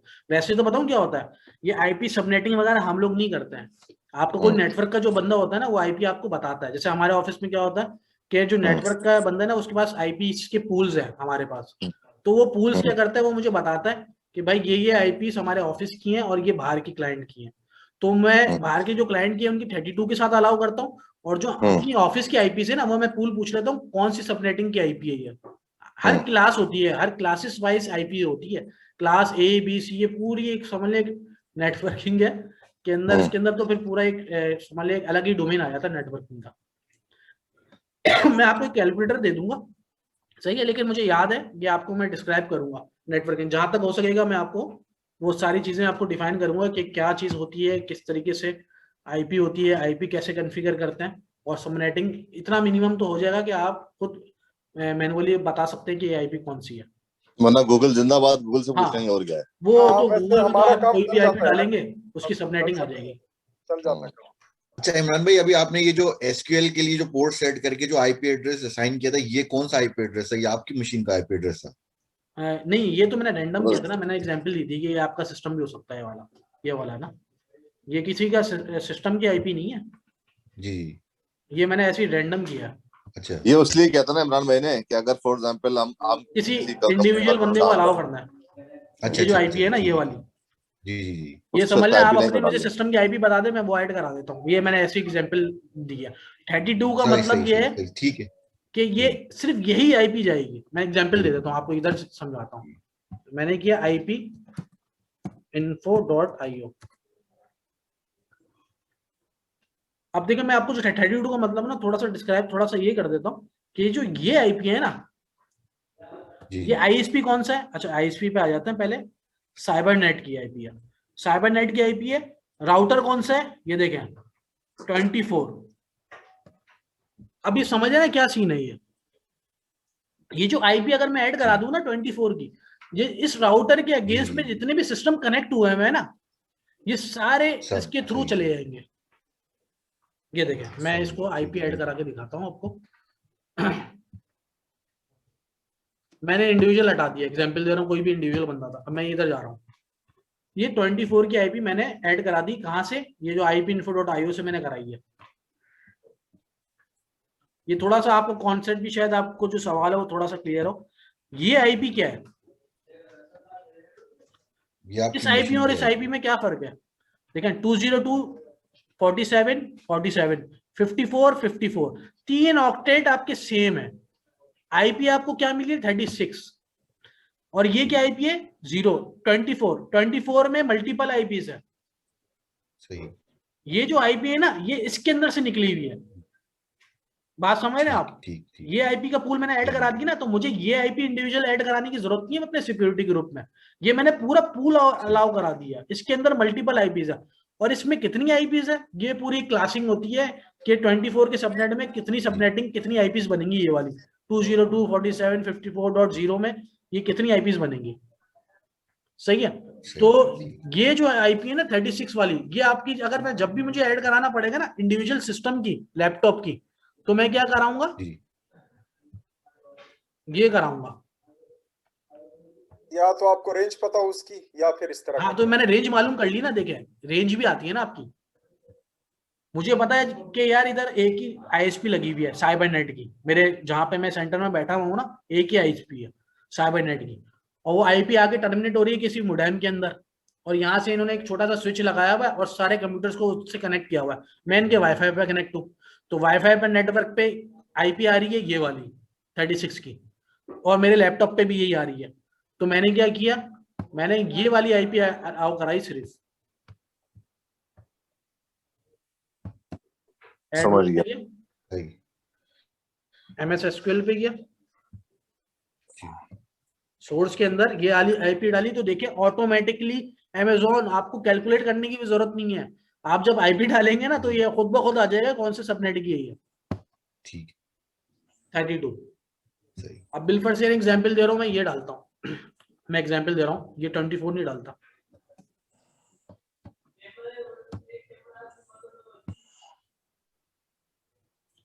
अब वो बोल रहे हैं कि अगर इंडिविजुअल आईपी है और या तो फिर सबनेट की आईपी होगी वाली, आपको पता होना चाहिए कि भाई ये राउटर की आईपी है, इसका मतलब सारी आईपीज आएंगी, तो 24 का पूल बन रहा है। मुझे पता ही नहीं, जरूरत ही नहीं है मुझे कि मुझे पूल पता हो, तो मुझे 24 का पूल डाल दिया। मुझे फिर ये आईपी अलाउ कराने की जरूरत नहीं है, मैं 24 का पूरा पूल अलाउ कराऊंगा। अब जितने भी मेरे कंप्यूटर यहाँ पे लगे हुए ना, यानी जितने भी मेरे कंप्यूटर यहाँ पे लगे हुए वो सारे कनेक्ट हो जाएंगे।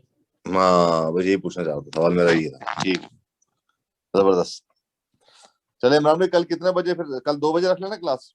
हाँ 2 बजे रख लें, 2 बजे बिल्कुल सही है। अगर जल्दी रखना तो जल्दी भी रख सकते हैं, मसला नहीं है। मुझे तो एतराज नहीं है, 1 बजे कर लें। कल 1 बजे अवेलेबल है सब भाई? हाँ 1 बजे ज्यादा बेहतर है ना। 1 से 3 कर लेते हैं, क्योंकि शाम में कल वो मामू वो भी है ना, हाफिज साहब का भी प्रोग्राम। हाफिज साहब का हुआ है। ठीक है, चलें फिर कल 1 बजे रख लेते हैं इंशाल्लाह। चले सही है। ठीक है, चले इमरान भाई, बहुत शुक्रिया भाई आप। ओके इमरान भाई, थैंक यू इमरान भाई, रिकॉर्डिंग शेयर कर बहुत शुक्रिया। हाँ मैं रिकॉर्डिंग शेयर कर वो दूंगा। गूगल ड्राइव पे है। बाकी ये कि वो जो चीजें है ना, फिर वो रिवाइज जरूर कर लीजिएगा। मैं ये बोल रहा हूँ कि जो चीजें करते आ रहे हैं ना, वो आप पता होना चाहिए, ताकि प्रैक्टिस आप पता नहीं कब करेंगे, लेकिन ये फिर थोड़ा सा टाइम ज्यादा हो जाएगा ना, थोड़ा सा मुश्किल हो जाती है। भूल जाएंगे। हाँ नहीं इंशाल्लाह आज करेंगे। लैब बनवाते हैं, आज बैठते हैं ना, बैठ के आज शाम में बनाते हैं।